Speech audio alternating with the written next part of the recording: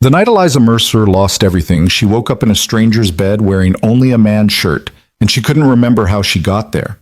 The powerful executive who controlled boardrooms and million-dollar deals now stood trembling in an unfamiliar apartment, staring at the one man who could destroy her reputation with a single word. Her quiet, unassuming employee, Noah Carter. But this wasn't a scandal. This was something far more dangerous. It was the beginning of everything she never knew she needed. Stay with me until the end of this story, and don't forget to like and comment with your city so I can see how far this journey travels. Now, let me take you back to where it all began. The smell hit Eliza first, coffee, rich and dark, threading through the fog of her consciousness like a lifeline she didn't know she needed. Her eyelids felt weighted, reluctant, as if opening them would confirm something she wasn't ready to face. But consciousness was merciless, dragging her up from the depths whether she wanted it or not. When her eyes finally cracked open, the panic arrived all at once. Wrong ceiling, wrong light, wrong everything. Eliza's breath caught in her throat, sharp and painful. The ceiling above her wasn't the vaulted expanse of her penthouse bedroom with its custom lighting and pristine white paint. This ceiling was lower, softer somehow, with a small water stain in the corner that looked like a map of some forgotten country. The morning light filtering through simple cotton curtains was gentle, almost apologetic, nothing like the harsh Manhattan sunlight that usually sliced through her floor-to-ceiling windows. Her heart hammered against her ribs as she pushed herself upright, and that's when she noticed what she was wearing. A man's button-down shirt, white. Worn soft from too many washings. The sleeves swallowed her hands, and the hem barely skimmed the middle of her thighs. Beneath it, she wore her underwear, thank God. But her designer suit, her silk blouse, her Italian leather heels were nowhere to be seen. "What the hell?" she whispered, her voice cracking like old paint. The room spun slightly as she swung her legs over the side of the bed. Not her bed. Definitely not her bed. This mattress was firmer. The sheets a simple navy blue instead of her usual Egyptian cotton in cream. A small dresser stood against one wall, topped with a lamp shaped like a rocket ship and a framed photo of... Eliza squinted at the picture, her brain struggling to process through the pounding in her skull. A little girl, maybe 7 or 8 years old, gap-toothed smile, pigtails askew, holding a soccer trophy almost as big as she was. The headache intensified, a vicious throb behind her eyes that made her want to lie back down and surrender to the darkness. But she couldn't. She had to figure out where she was, how she'd gotten here, and, most urgently, whose shirt she was wearing. Fragments of memory flickered like a damaged film reel. The conference room. The executive board's faces, stone cold and final. Martha Chen's voice, crisp and businesslike as she delivered the words that shattered 15 years of Eliza's life into irreparable pieces. "We're restructuring the department. Your position has been eliminated. Effective immediately." After that, darkness. No, not darkness. A bar. She remembered the bartender's sympathetic eyes as she ordered her third, or was it fourth, martini. The burn of vodka that didn't quite mask the burn of humiliation. The rain starting as she stumbled to her car, because of course it rained, because the universe apparently believed in pathetic fallacy. And then, nothing. A black hole where her memory should be. Footsteps echoed in the hallway beyond the closed door, and Eliza's entire body went rigid. Slow, measured steps. A man's gait, she thought, heavier than a woman's would be. They paused outside the door, and Eliza found herself holding her breath, every muscle tensed like a prey animal sensing a predator. The doorknob turned. She wanted to scream, to demand answers, to reclaim some semblance of the control that had defined her entire adult life. But her voice had abandoned her, trapped somewhere between her racing heart and her paralyzed lungs. The door opened slowly, almost cautiously, and a man stepped into the frame. Eliza's brain short-circuited. Noah? Noah Carter stood in the doorway of his own guest room, holding a mug of coffee like a peace offering, looking exactly as he always did at the office. Calm, unruffled, slightly rumpled in that way that suggested he'd been awake for hours but hadn't quite gotten around to caring about his appearance. Jeans, a faded NYU sweatshirt, bare feet. His dark hair stuck up on one side, and there was a smudge of what looked like pancake batter on his jaw. He looked so profoundly, impossibly normal that it made everything else seem even more surreal. "You're awake," he said quietly, his voice carrying that same gentle steadiness he used in editorial meetings when tensions ran high. "That's good. How's your head?" Eliza's hand flew to her temple, where the headache pulsed like a second heartbeat. "Noah, what the hell is going on? Where am I?" "You're in my apartment," he said, stepping into the room but maintaining a careful distance, as if approaching a spooked horse. "In Brooklyn. Sunset Park. You've been here since around 11 last night." "Brooklyn?" The word came out strangled. Eliza Mercer didn't do Brooklyn. She barely did anywhere outside of Midtown Manhattan. "Why am I in Brooklyn? Why am I in your—" She gestured helplessly at the shirt, at the room, at the entire impossible situation. Noah set the coffee mug on the dresser next to the rocket lamp, his movements deliberate and slow. "I found you passed out in your car. It was parked outside my building, in the rain. You were not in good shape, Eliza. I couldn't just leave you there." The words landed like physical blows. Passed out. In her car. Outside his building. "I don't—" Eliza pressed her palms against her eyes, trying to squeeze out the memory, trying to make sense of any of this. "I don't remember driving to Brooklyn. I don't remember— Why would I drive to Brooklyn?" "I don't know," Noah said, honestly. "But you did. And when I found you, you were unconscious and soaking wet. I brought you inside, got you into dry clothes." He paused, a faint flush creeping up his neck. "You were hypothermic, Eliza. Your lips were blue. I wasn't going to let you freeze to death in designer wool." Eliza's hands dropped from her face, and she stared at him with something between horror and disbelief. "You undressed me?" "I got you out of wet clothes and into dry ones," Noah corrected, his voice steady but firm. "With my eyes mostly closed and a lot of awkward maneuvering. You're wearing my shirt and your own underwear, which I didn't touch. I put you in the guest room, made sure you were breathing okay, and checked on you every couple of hours. That's it. That's what happened." The matter-of-fact delivery should have been reassuring, but Eliza felt like she was falling through empty air. This was Noah Carter, the editor who sat 3 desks away from her office. The quiet single dad who never made waves, never pushed back, never did anything to draw attention to himself. He was practically invisible in the office ecosystem, competent, reliable, and utterly forgettable. Except now he was standing in his own home, explaining how he'd saved her life while she'd been too drunk and stupid to save herself. "I need my clothes," she said, hating how small her voice sounded. "I need to leave." "Your clothes are in the dryer," Noah said. "Should be done in about 10 minutes, but maybe you should drink some coffee first. And there's breakfast if you want it." "Breakfast," Eliza laughed, a sharp, brittle sound. "You found your boss passed out drunk in the rain, brought her home like a stray cat, and now you're offering breakfast?" Something flickered in Noah's expression. Not quite hurt, but close. "Is that what you think this is? Some kind of power play?" "I don't know what this is." Eliza's voice cracked, and she hated herself for it, hated the tears burning behind her eyes, hated every single second of this nightmare.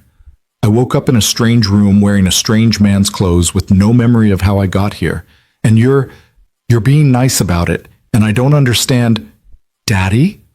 The small voice from the hallway froze them both. Eliza's head whipped toward the door, where a little girl now stood. The same girl from the photo on the dresser, except real and three-dimensional and staring at Eliza with enormous brown eyes full of curious concern. "Lily, honey, go back to the kitchen," Noah said quickly, but the girl was already stepping into the room, her gaze fixed on Eliza with the kind of unwavering attention only children could manage. "Is she sick?" Lily asked, not to Eliza but to Noah. "She looks sad." "She's had a rough night," Noah said gently. "Remember what we talked about? About being kind to people who are having a hard time?" Lily nodded solemnly, then turned back to Eliza. "My grandma says people fight battles we can't see. Are you fighting a battle?" The question was so pure, so devastatingly sincere, that Eliza felt something crack open in her chest. She'd spent 15 years building walls, constructing an armor of competence and control and ruthless professionalism, and this 8-year-old girl had just punched through it with a single question. Eliza's voice failed her. She swallowed hard, trying again. Yes, I guess I am. Lily considered this with the gravity of a child who'd learned empathy too young. That's okay. Daddy makes really good pancakes. They help with battles. Despite everything, the hangover, the humiliation, the complete dissolution of her dignity, Eliza felt her lips twitch. Almost a smile. Almost. Lily, let's give our guests some space, Noah said, placing a hand on his daughter's shoulder. The pancakes are getting cold. Can she have some? Lily asked. I made them into shapes. There's a dinosaur and a butterfly, and I tried to make a unicorn, but it looks more like a horse with a pointy hat. That's very thoughtful, sweetheart, Noah said. But Ms. Mercer might not. I'd like some pancakes, Eliza heard herself say. Noah's eyebrows rose slightly, surprise flickering across his face before he smoothed it away. Okay, sure. Just whenever you're ready, no pressure. He guided Lily back toward the hallway, but the girl paused at the threshold, looking back at Eliza with those two wise eyes. I'm glad you're okay, she said simply. Daddy was worried about you. Then they were gone, footsteps receding toward what Eliza assumed was the kitchen, leaving her alone in the quiet guest room with her headache and her shame and a mug of coffee cooling on the dresser. She reached for the coffee with shaking hands, wrapping her fingers around the ceramic warmth. The first sip was strong enough to make her wince, but it cut through the fog in her head, sharpening the world back into painful focus. What the hell had she done? She'd gotten fired. That part was crystalline in her memory, every excruciating second of it. Martha Chen's voice, the HR director's sympathetic frown, the security guard escorting her to collect her personal items from an office she'd occupied for a decade, the cardboard box, the pitying looks from colleagues who'd once feared her. 15 years. Gone in 15 minutes. And then she'd gotten drunk. So drunk, she'd apparently driven across the city. God, she'd driven drunk. She could have killed someone. And ended up passed out outside Noah Carter's apartment building in the rain. Noah Carter, who'd carried her inside and dried her off and checked her breathing every couple of hours. Noah Carter, whose daughter made pancakes into shapes and talked about invisible battles. Noah Carter, who was currently cooking breakfast for the woman who'd barely acknowledged his existence for the past 3 years. Eliza set down the coffee mug and dropped her face into her hands. She'd built her entire identity around being in control. The youngest department head in the company's history. The woman who never flinched, never faltered, never let emotion compromise efficiency. She'd sacrificed relationships, sleep, any semblance of a personal life, all for a career that had just discarded her like outdated software. And now here she was, hungover and half-dressed in a stranger's spare room, about to eat pancakes with a man she'd treated as furniture and his impossibly kind daughter. The universe had a sick sense of humor. But the smell of pancakes was getting stronger, and despite everything, Eliza realized she was hungry. Starving, actually. She couldn't remember the last time she'd eaten something that wasn't grabbed between meetings or consumed standing up at her kitchen counter while reviewing reports on her tablet. The dryer buzzed somewhere in the apartment, a mechanical announcement that her escape route was ready. Eliza stood, legs unsteady, and caught sight of herself in the small mirror hanging on the wall. She looked like a disaster. Her dark hair, usually blown out to glossy perfection, hung in tangled waves around her face. Yesterday's makeup had smeared into shadows beneath her eyes, giving her the appearance of someone who'd lost a fight with a raccoon. The oversized shirt made her look small, vulnerable, nothing like the crisp power suit version of herself that commanded boardrooms. She looked human, terrifyingly, unfamiliarly human. Taking a breath that felt like swallowing glass, Eliza opened the bedroom door and stepped into the hallway. The apartment was small, maybe a third the size of her penthouse, but it was warm in a way that had nothing to do with temperature. Photographs covered the walls. Lily at various ages, Lily and Noah making silly faces, Lily holding up artwork, Lily in a soccer uniform. A small bookshelf overflowed with a chaotic mix of children's books and literary fiction. A basket of toys sat in the corner of what passed for a living room, and someone had draped a handmade blanket over the back of a well-worn couch. It was a home. Not a showpiece, not a status symbol, but an actual home where people lived and laughed and left their mess out because they were too busy living to care about perfect presentation. Eliza had forgotten what that looked like. The kitchen was at the end of the short hallway, a galley-style space with outdated appliances and cheerful yellow curtains that were probably older than Lily. Noah stood at the stove wielding a spatula with the practiced ease of someone who'd made 10,000 pancakes. Lily sat at the small table, carefully arranging a stack of plates and forks with the concentration of a surgeon. They looked up when Eliza appeared in the doorway, and for a moment, nobody spoke. Then Lily grinned. "You came! Daddy, she came for pancakes!" "I can see that," Noah said, his voice carrying a warmth that Eliza didn't quite know how to interpret. "Sit down. Coffee's on the table if you want more." Eliza lowered herself into the empty chair across from Lily, feeling distinctly like she'd stepped through a portal into someone else's life. The little girl slid a plate across to her with ceremonious care. "This one's yours," Lily announced. "That's the butterfly. See the wings?" Eliza looked down at the pancake. It did in fact resemble a butterfly, albeit a slightly lopsided one with uneven antennae. The fact that someone had cared enough to make her breakfast into a shape felt absurdly overwhelming. "It's perfect," she said quietly. Lily beamed. "Daddy says I'm getting better at shapes. Last week I made a car, but it looked like a blob." "All shapes start as blobs," Noah said, sliding a pancake onto Lily's plate, a recognizable dinosaur with a stubby tail. "It's the intent that counts." He poured batter for another pancake, and Eliza watched his hands, steady, capable, completely unshaken by the surreal situation. How was he so calm? She'd invaded his home, his personal space, his carefully constructed life as a single father, and he was making her breakfast like it was the most natural thing in the world. "I don't understand you," Eliza said suddenly. Noah glanced over his shoulder. "What do you mean?" "I mean," she gestured helplessly, "I'm your boss. Was your boss. And you found me passed out drunk in my car, and instead of calling an ambulance or leaving me there, or, I don't know, taking a picture to use as blackmail later, you brought me into your home. With your daughter. You took care of me. Why would you do that?" The kitchen fell silent except for the sizzle of batter on the griddle. Lily looked between them with wide eyes, sensing the weight of the moment, even if she didn't fully understand it. Noah flipped the pancake, a lumpy circle that might have been meant as a sun, and turned to face Eliza fully. "Because you needed help," he said simply. "And I was there. That's all." "That's not all," Eliza insisted. Normal people don't rescue their bosses from self-destructive spirals. There has to be an angle. There's always an angle. Something shifted in Noah's expression, a flicker of something that might have been sadness or pity or understanding.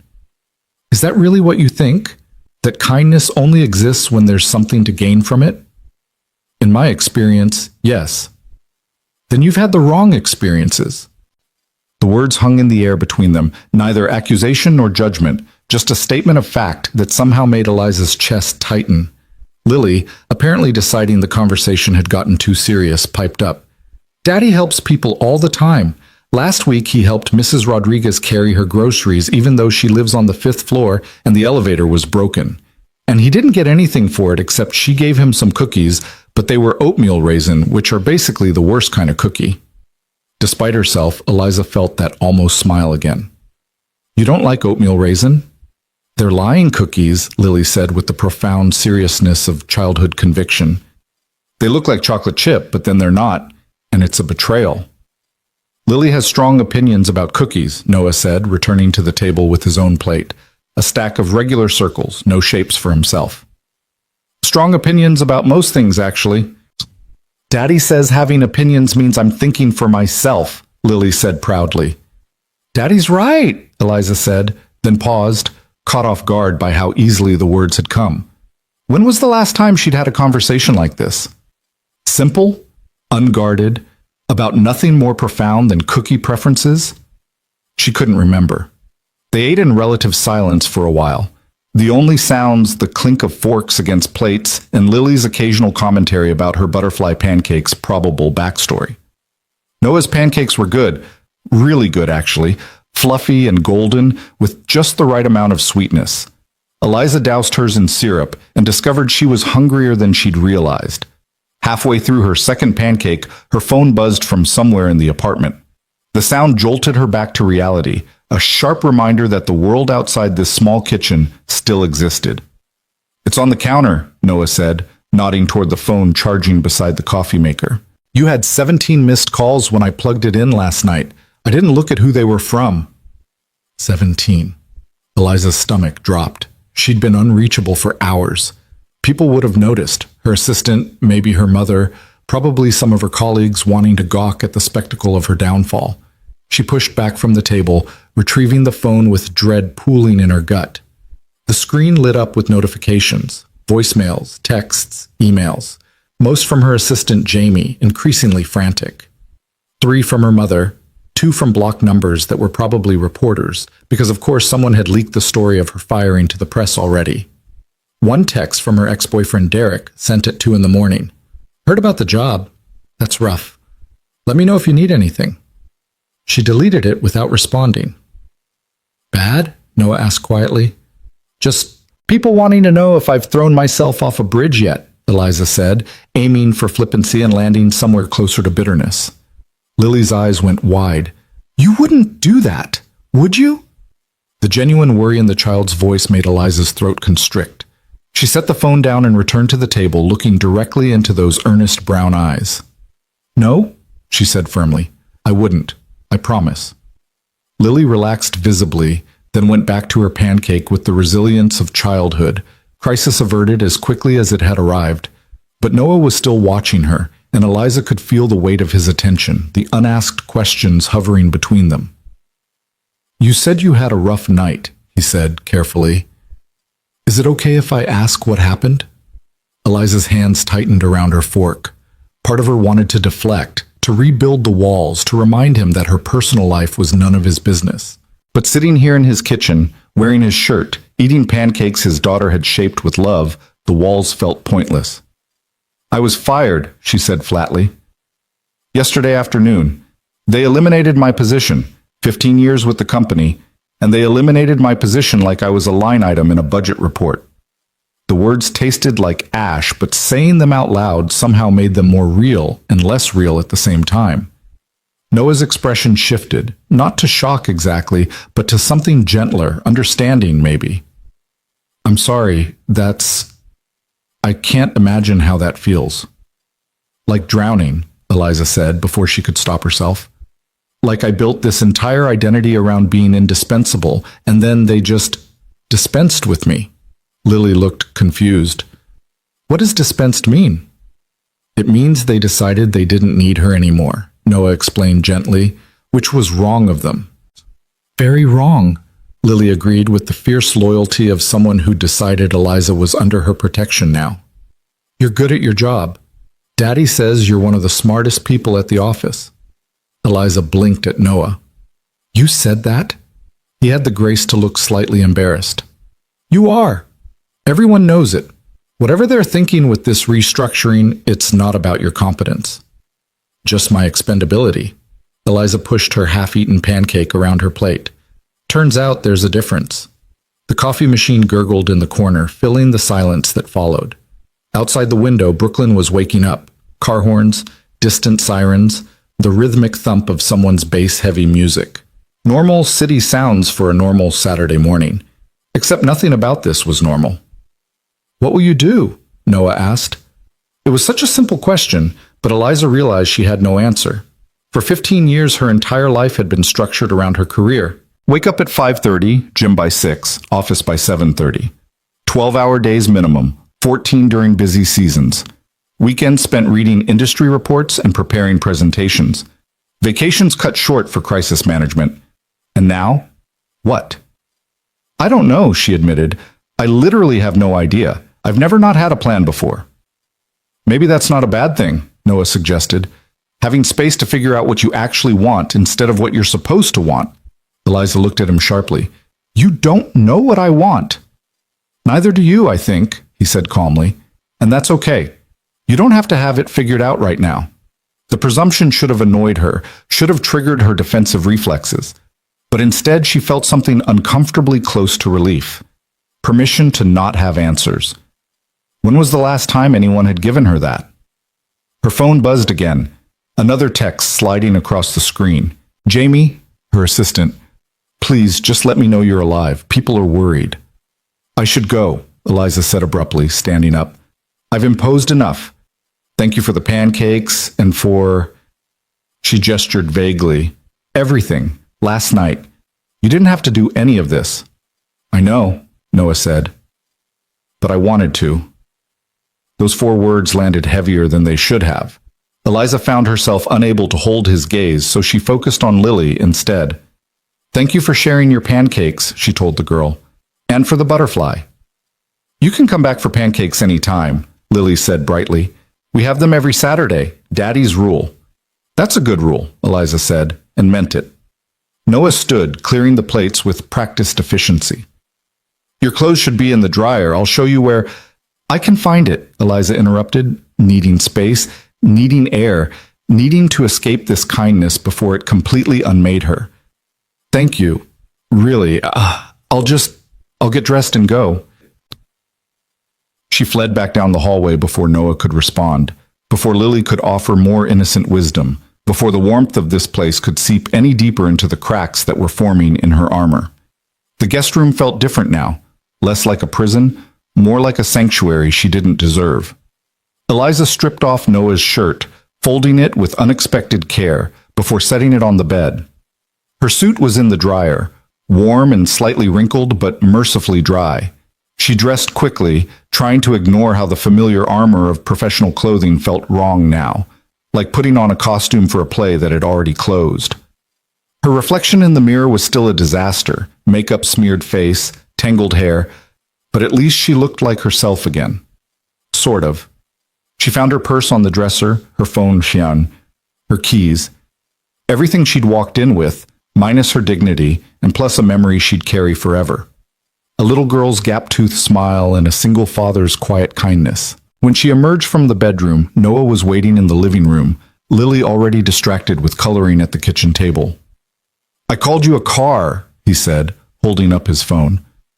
It'll be here in about 5 minutes. I wasn't sure if you'd driven here or... I drove, Eliza said, then winced. God, I drove drunk. I could have killed someone. But you didn't, Noah said firmly. And your car is parked safely outside. I can help you get it later, or tomorrow, whenever you're ready. No rush. Always so practical, so calm. Eliza wondered what it must be like to move through the world with that kind of steadiness instead of her constant internal hurricane. Noah, she said, forcing herself to meet his eyes. About last night, about all of this, I need you to know that I won't make it weird at work. When I come back, I mean. Or if I come back, whatever happens, it won't affect anything professional. You don't have to worry about Eliza. He said her name gently, like waking someone from a nightmare. I'm not worried about that, and you're not coming back. Her breath caught. What? To that job, he clarified. You're not going back there. They fired you, remember? Right. The word felt stupid, obvious, but her brain was still processing in crisis mode, still trying to sort everything into boxes labeled professional and personal and disaster. For what it's worth, Noah continued, I think this might be the best thing that could have happened to you. Eliza laughed, a sharp, disbelieving sound. Getting fired is the best thing that could have happened to me? Getting freed, he corrected. From a place that didn't value you properly. From a life that was making you miserable even if you wouldn't admit it. You don't know anything about my life. I know you worked 15-hour days and rarely smiled. I know you ate lunch at your desk every day, usually while on a conference call. I know you came in sick more than once because you said you didn't have time to be sick. I know... He paused, something flickering in his expression. I know that in 3 years of working near you, I never once saw you look as relaxed as you did eating pancakes with my daughter this morning. The observation landed like a physical blow, knocking the air from Eliza's lungs. Before she could formulate a response, Lily called from the kitchen. Daddy, I drew a picture for Ms. Mercer. Noah glanced back toward the kitchen, then returned his attention to Eliza. 1 second. He disappeared into the kitchen, and Eliza heard low voices, then Lily's footsteps approaching.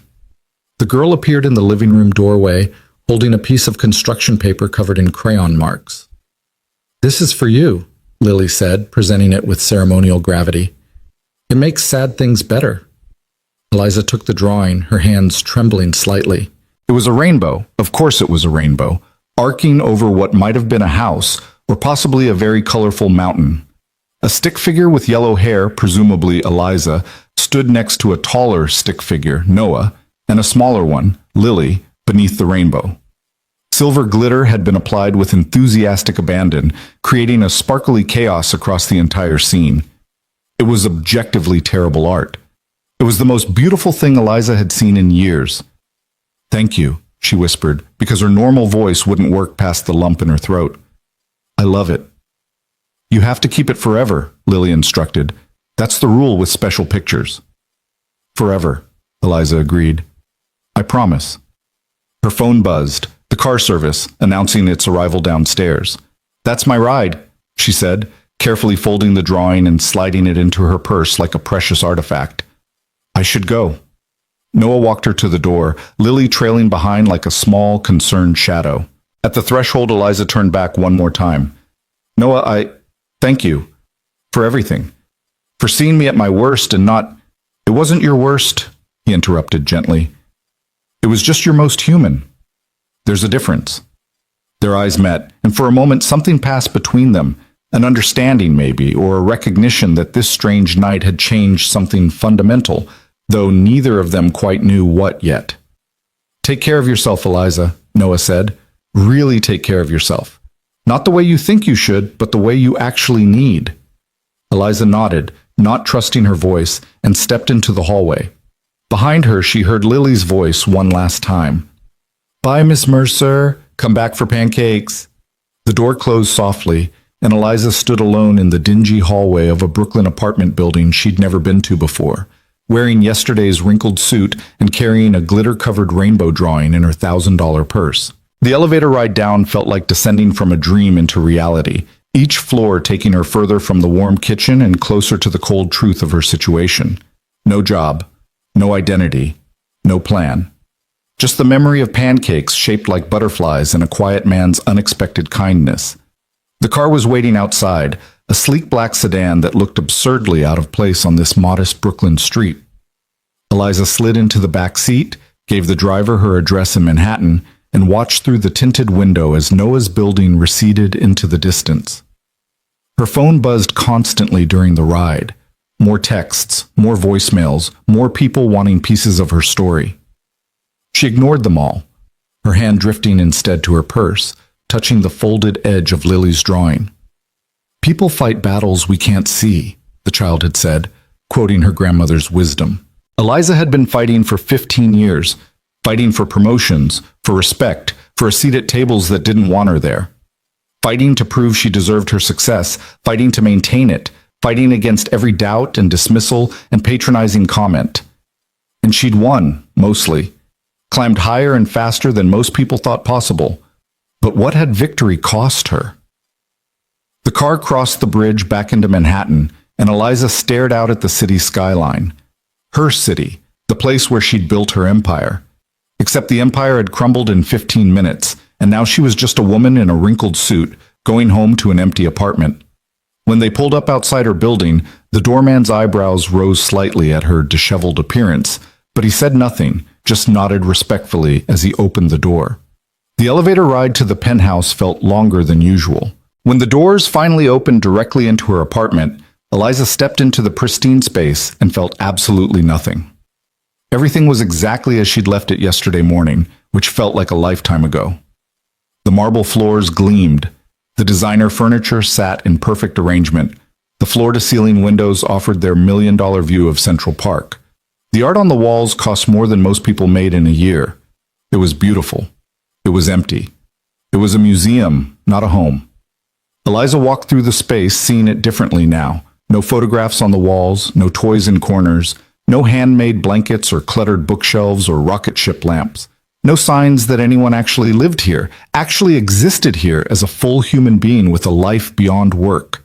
She'd been so proud of this place once. Proof that she'd made it, that she'd succeeded against all odds.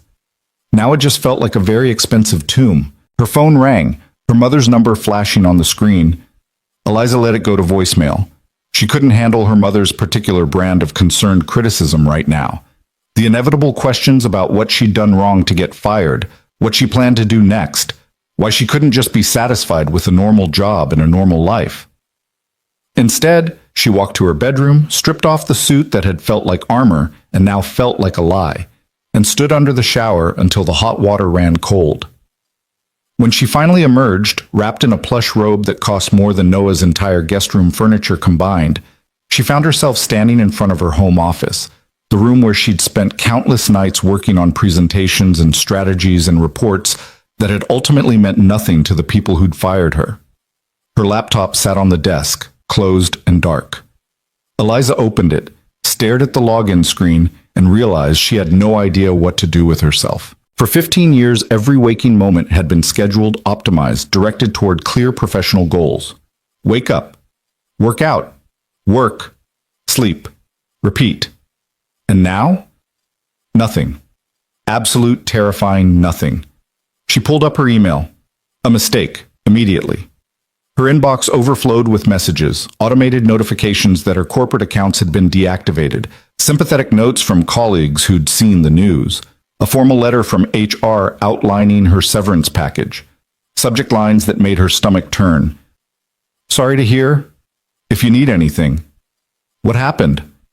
Eliza closed the laptop with more force than necessary. She was spiraling. She could feel it happening, the panic building in her chest like a storm gaining strength. This was how last night had started. The overwhelming sense of falling, of losing control, of needing to do something, anything, to make the feeling stop. Her hand reached for her phone, already pulling up the number for her usual wine delivery service. Then she stopped. Remembered waking up in a strange room. Remembered the shame of not knowing how she'd gotten there. Remembered Noah's voice. You were hypothermic. Your lips were blue. Remembered Lily's worried eyes. You wouldn't do that, would you? Slowly, Eliza set the phone down. She wouldn't do this. Not again. Instead, she pulled the drawing from her purse, slightly crumpled now, glitter flaking onto her expensive hardwood floors, and stared at the crayon rainbow, the stick figures, the enthusiastic mess of it all. It makes sad things better, Lily had promised. Eliza didn't know if that was true, but she carefully smoothed the paper, walked to her kitchen, and used a magnet to attach it to her pristine, never-used refrigerator, a splash of chaotic color in her monochrome world. Outside, the city hummed with Saturday afternoon life, people living, laughing, fighting their invisible battles. And somewhere in Brooklyn, a single father was probably washing pancake dishes while his daughter colored more pictures, both of them unaware that they'd saved someone's life without even trying. Eliza Mercer didn't know what came next, but for the first time in 15 years, she thought maybe that was okay. Maybe not knowing was the first step toward finding out what she actually wanted, instead of what she was supposed to want. Maybe losing everything was the only way to discover what actually mattered. Maybe, just maybe, hitting bottom meant the only direction left was up. She picked up her phone one more time, opened a new message to Noah's number, which he'd added to her contacts last night when he'd charged her phone.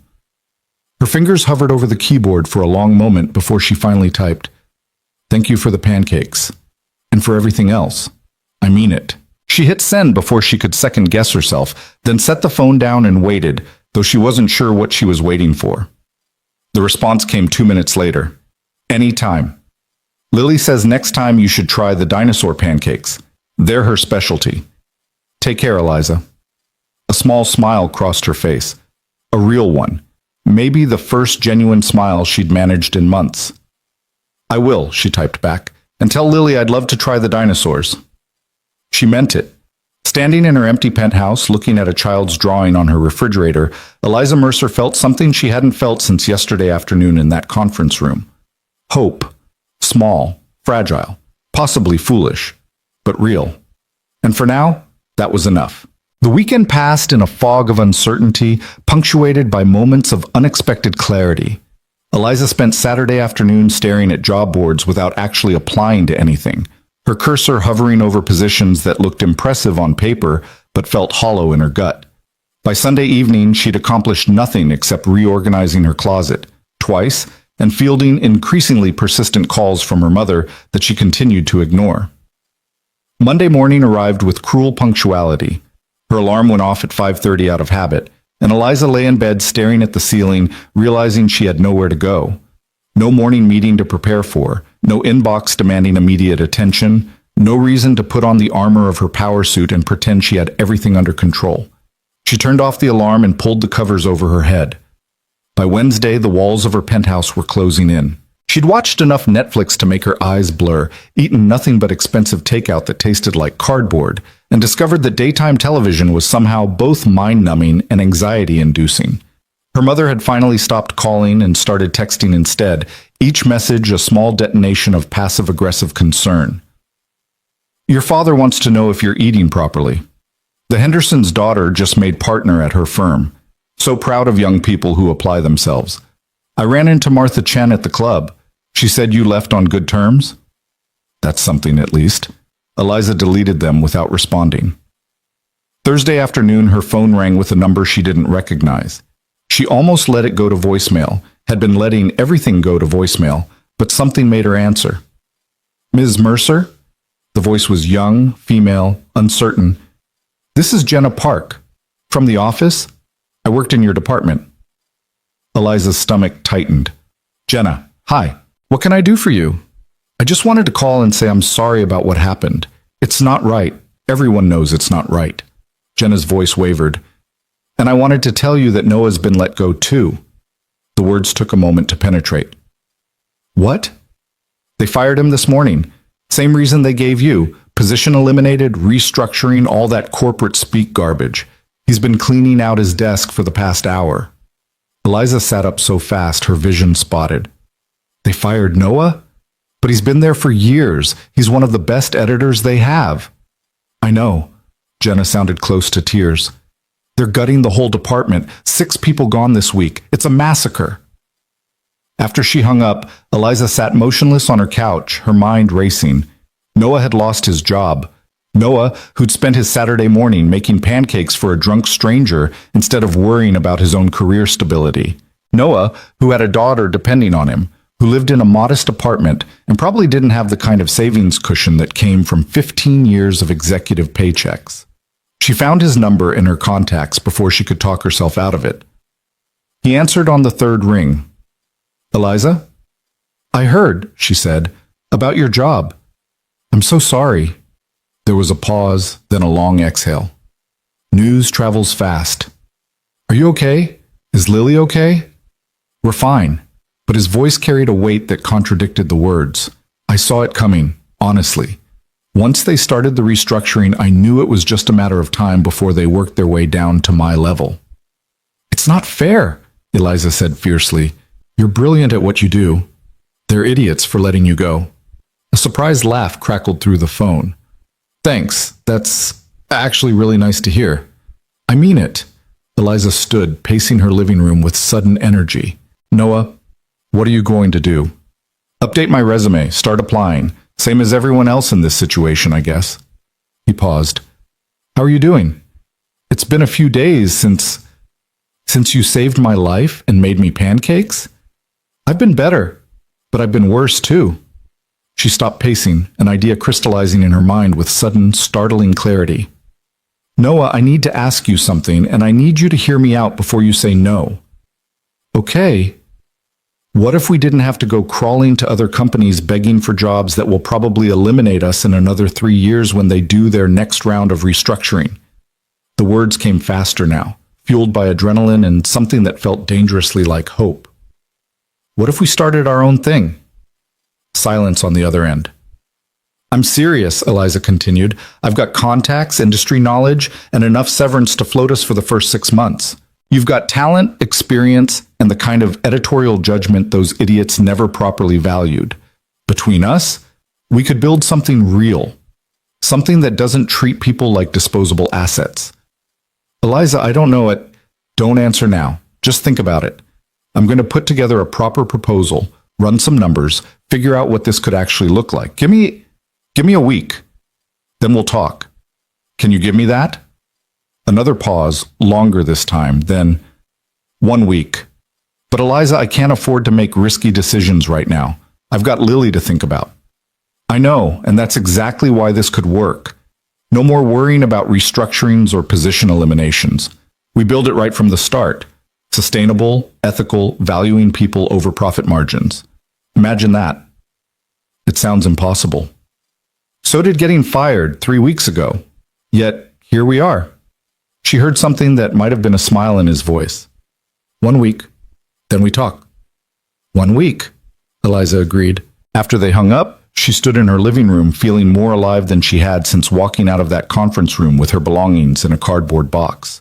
Her laptop was already open, a blank document waiting, and for the first time in days, she knew exactly what to do. She worked through the night, fueled by coffee and the kind of manic energy that came from finally having direction.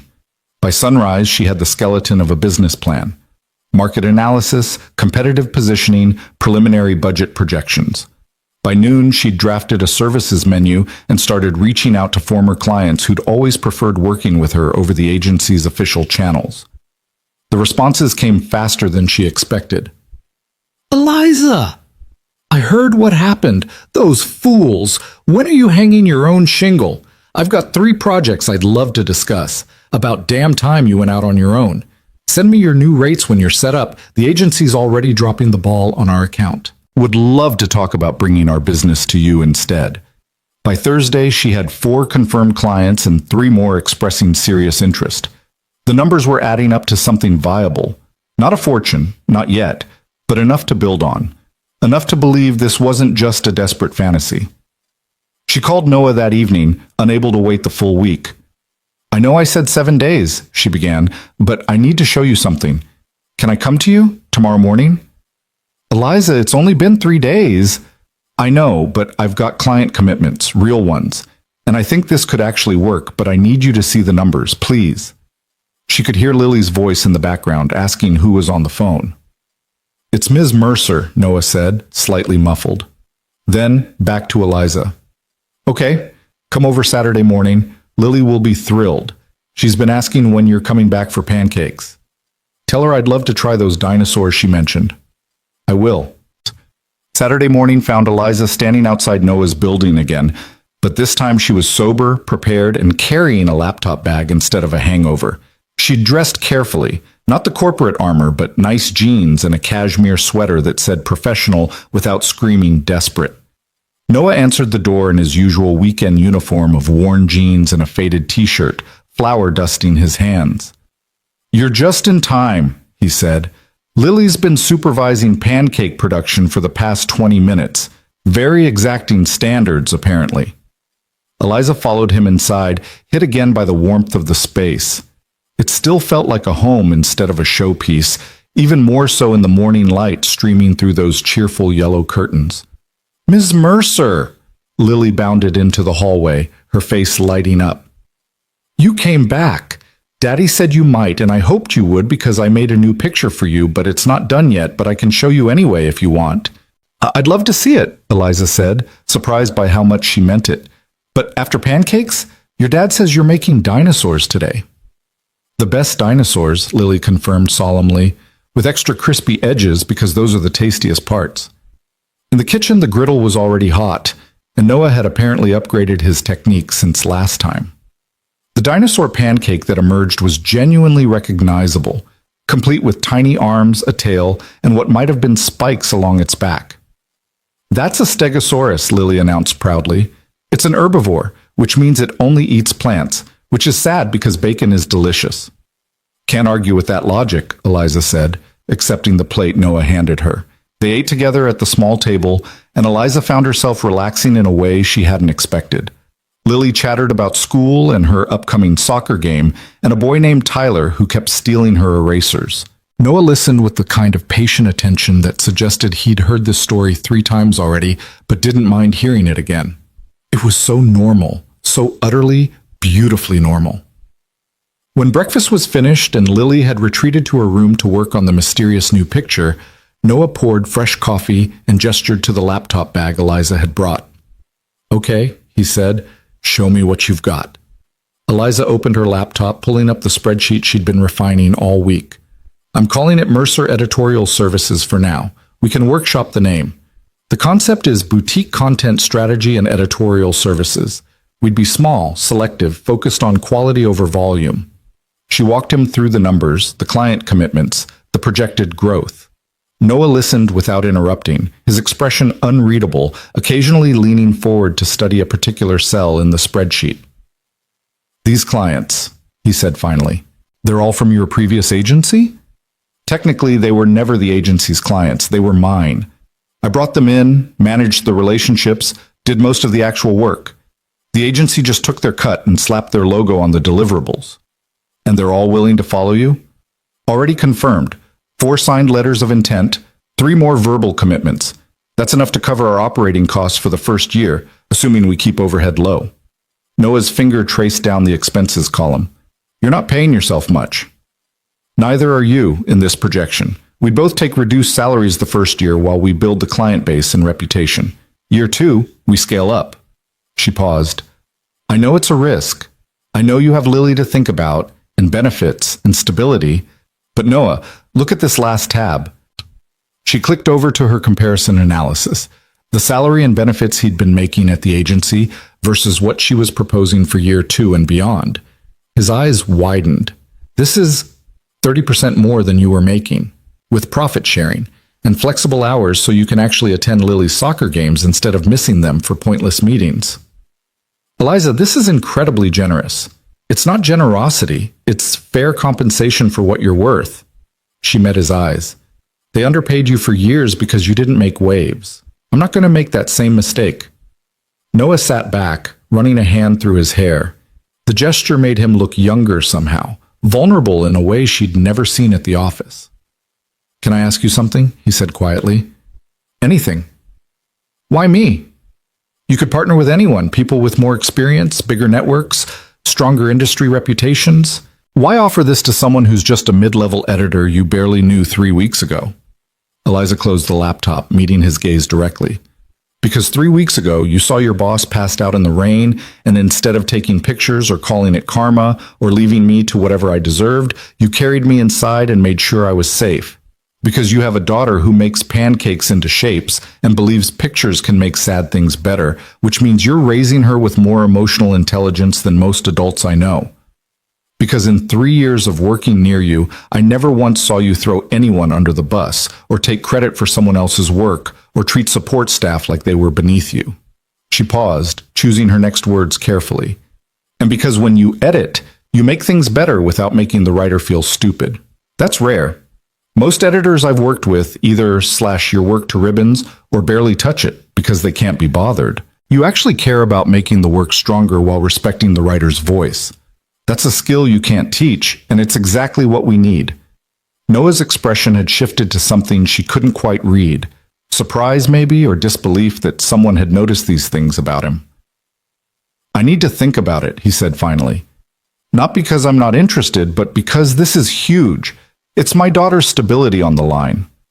I know. Take the time you need. But Noah, she pulled out a folder she'd prepared, sliding it across the table. These are actual client contracts, signed, guaranteed income. This isn't some pie-in-the-sky dream. We have a foundation to build on. He opened the folder, scanning the documents with the careful attention of someone who'd learned not to trust things that seemed too good to be true. Holy shit, he muttered. The Anderson Group? They're massive. And they're tired of being one of 40 clients at a big agency. They want personalized attention, faster turnaround, direct access to the people actually doing the work. We can give them that. Lily's voice called from her bedroom. Daddy, I finished the picture. 1 second, honey, Noah called back, then returned his attention to Eliza. When do you need an answer? End of next week. I need to give these clients a firm timeline for when we can start taking on their projects. Okay, he nodded slowly. End of next week. I'll have an answer by then. That's all I'm asking. Lily appeared in the doorway, holding a fresh sheet of construction paper covered in, Eliza had to look twice, what appeared to be a unicorn made of glitter and determination. This one's even better than the rainbow, Lily announced, presenting it to Eliza with ceremonial gravity. It has a horn and wings, which makes it extra magical. Eliza accepted the drawing, feeling that same strange tightness in her chest she'd experienced last time. It's perfect. Thank you, Lily. You can hang it on your refrigerator with the other one, Lily said matter-of-factly. That's where special pictures live. That's exactly where it's going, Eliza promised. As she prepared to leave, Noah walked her to the door while Lily returned to her room to start on what she described as an epic castle scene with dragons. She really likes you, Noah said quietly. It usually takes her longer to warm up to people. The feeling's mutual. She's an amazing kid. You should be proud. I am. He leaned against the doorframe, arms crossed. Eliza, can I ask what changed? What do you mean? 3 weeks ago, you barely acknowledged my existence at work. Now you're offering me a partnership in a startup company. That's a significant shift. Eliza considered deflecting, keeping things professional, but something about Noah's steady gaze made her want to be honest. I think I've been sleepwalking through my life for a long time, she said slowly. Building a career I thought would make me happy, surrounding myself with expensive things, checking all the boxes society tells you matter. And then I lost it all in 15 minutes. And you know what the scariest part was? What? Realizing I didn't actually miss it. The job, the status, the corner office, none of it. The only thing I felt was relief that I didn't have to keep pretending anymore. She paused. You and Lily, that morning, you showed me what I'd been missing. Real connection, actual kindness, a life that matters because of the people in it, not the title on your business card. Noah's expression softened. That's not nothing. It's everything. And I don't want to go back to the way things were. I want to build something different, something better. She met his eyes. I want to build it with someone who gets that, someone who knows what actually matters. For a moment, they just stood there in the doorway, the city humming around them, something unspoken shifting in the air between them. End of next week, Noah said finally. I'll give you my answer. That's all I'm asking. The subway ride back to Manhattan felt different than it had 3 weeks ago. Eliza watched the other passengers, a woman reading to her toddler, a teenager sketching in a notebook, an elderly couple holding hands, and instead of seeing them as background noise in her important life, she saw them as people living their own stories, fighting their own battles, building their own versions of happiness. When she got home, she hung Lily's unicorn picture next to the rainbow on her refrigerator. The 2 splashes of chaotic color looked ridiculous against the pristine white appliance, completely out of place in her minimalist kitchen. She loved them. That evening, her mother finally caught her on the phone. Eliza Catherine Mercer, I have been trying to reach you for 2 weeks. Do you have any idea how worried I've been? Hi, Mom. I'm fine. Fine? You lose your job and disappear for weeks and expect me to believe you're fine? Eliza poured herself a glass of water, settling onto her couch with resignation. I'm handling it. I've actually been working on something new. A business venture. Her mother's tone shifted to wary interest. What kind of business venture? Editorial services, content strategy. It's still in early stages, but I've already got several clients lined up. Clients from where? People I worked with at the agency. They're following me. A long pause. Eliza, is this wise? Starting a company in this economy? With your background, you could get another position at a reputable firm. My friend Barbara's daughter works in HR at... I don't want another position at a reputable firm, Mom. I want to build something of my own. That's very idealistic, dear, but idealism doesn't pay the bills. Eliza felt the familiar frustration rising, but pushed it down. I've run the numbers. It's viable. And even if it weren't, I'd rather try and fail at something I believe in than succeed at something that makes me miserable. You were miserable? At that wonderful job with the corner office and the excellent salary? Yes, Mom. I was. Her mother sighed, the sound carrying 15 years of accumulated disappointment. I don't understand you, Eliza. You had everything most people dream of. I had everything you dream of. There's a difference. The words hung between them, sharper than Eliza had intended, but not untrue. Well, her mother said stiffly, I suppose you'll do what you want regardless of my opinion. You always have. Mom, just promise me you're being smart about this, not rushing into something because you're emotional about being let go. I promise I'm being smart, Eliza said, and meant it. This is calculated, strategic, everything you taught me about planning and preparation. A slight thaw in her mother's tone. Who's your business partner? Anyone I'd know? Noah Carter. He was an editor at the agency. Is he qualified? What's his background? He's brilliant at what he does. He's reliable, and he's someone I trust. That's what matters. Another pause. Trust is good, but trust doesn't balance the books, dear. Make sure you have a solid contract. Everything in writing. Protect yourself. Despite everything, Eliza smiled. Her mother's version of love had always come wrapped in pragmatic advice and worst-case scenario planning. I will, Mom. Thank you. And Eliza? Call more often. Your father asks about you. I will. I promise. After they hung up, Eliza sat in her quiet apartment, thinking about trust and contracts and partnerships built on more than just business sense. The week crawled by with agonizing slowness. Eliza finalized contracts, set up preliminary accounting systems, researched office space options, though starting from home seemed more practical for the first year. She drafted employee handbooks, benefit structures, mission statements that meant something instead of corporate speak.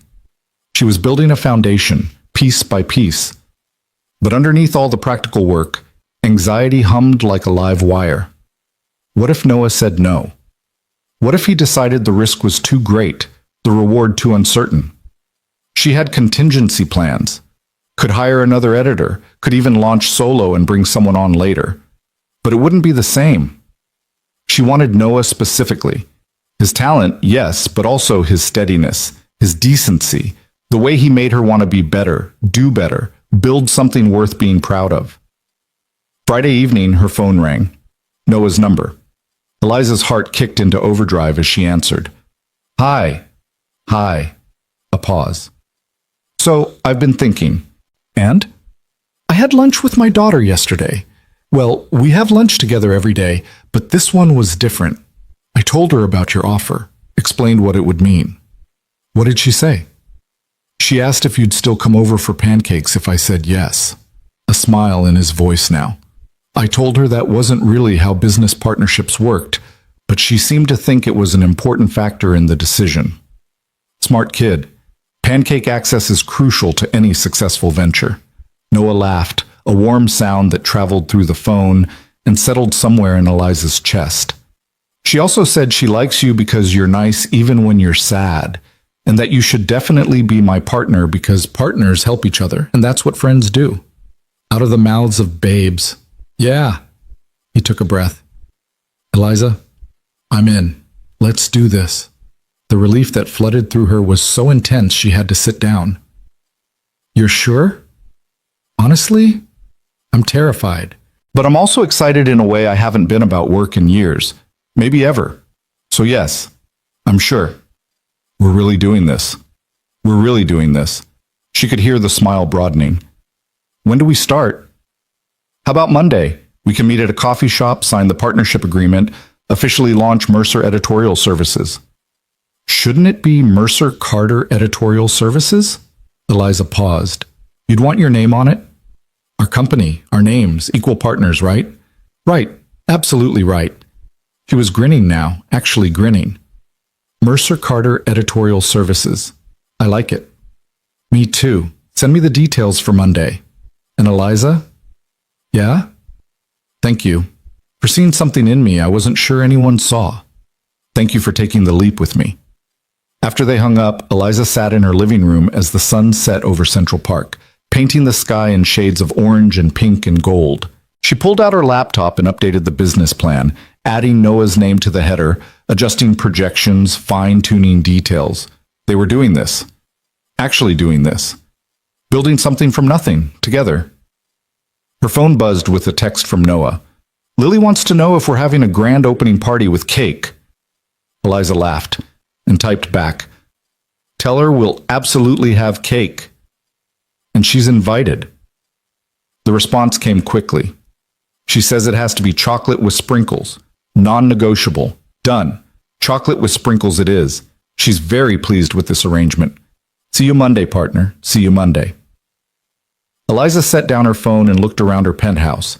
at the expensive furniture and designer fixtures and floor-to-ceiling windows that had once seemed like the pinnacle of success. It was still beautiful. But beauty wasn't enough anymore. She wanted purpose, connection, work that mattered, a life that felt lived instead of optimized.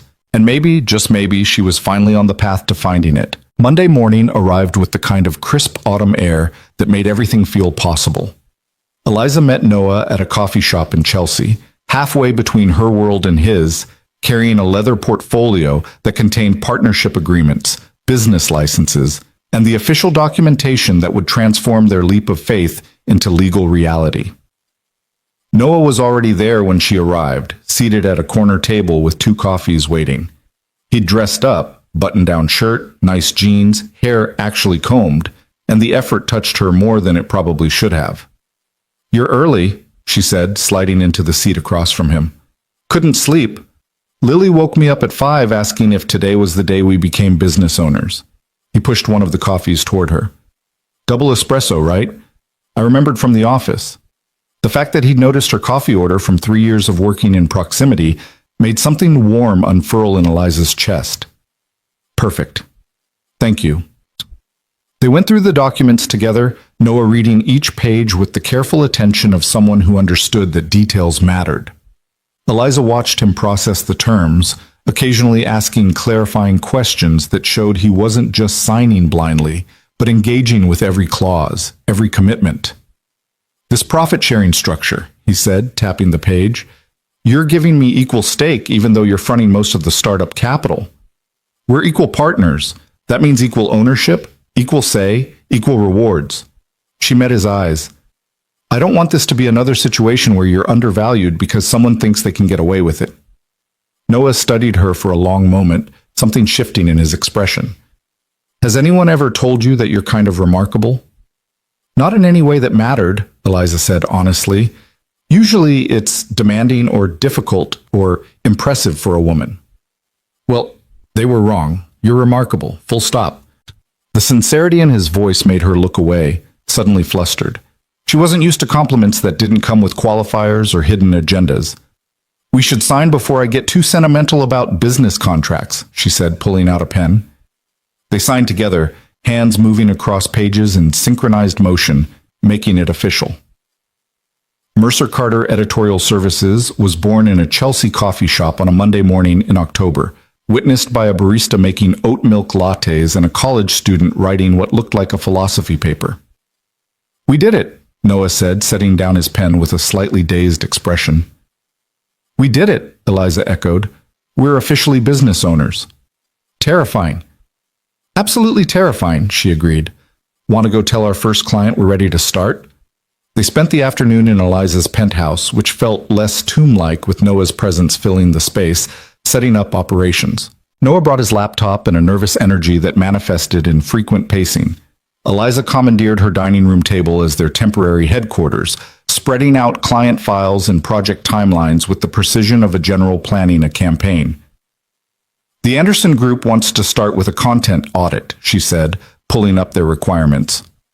300 existing articles, assess quality, identify gaps, recommend strategic revisions. Noah whistled low. "That's massive. Timeline?" 6 weeks. I told them it was ambitious but doable with both of us on it. Aggressive but manageable if we divide strategically. He was already making notes, his editorial brain clicking into gear. "I'll take the technical pieces. Those are my strength. You handle the business strategy content. We can cross-review before final delivery." They fell into a rhythm quickly, surprisingly quickly. Eliza would outline approach, and Noah would refine methodology. Noah would flag potential issues, and Eliza would devise solutions. It felt less like 2 people struggling to mesh, and more like 2 instruments finding harmony. By evening, they had a project plan that would have taken Eliza a week to develop alone. "We're good at this," Noah said, leaning back in his chair with something like wonder in his voice. "We really are." Eliza glanced at her watch. "It's almost 7. You should get home to Lily." "Yeah, I should."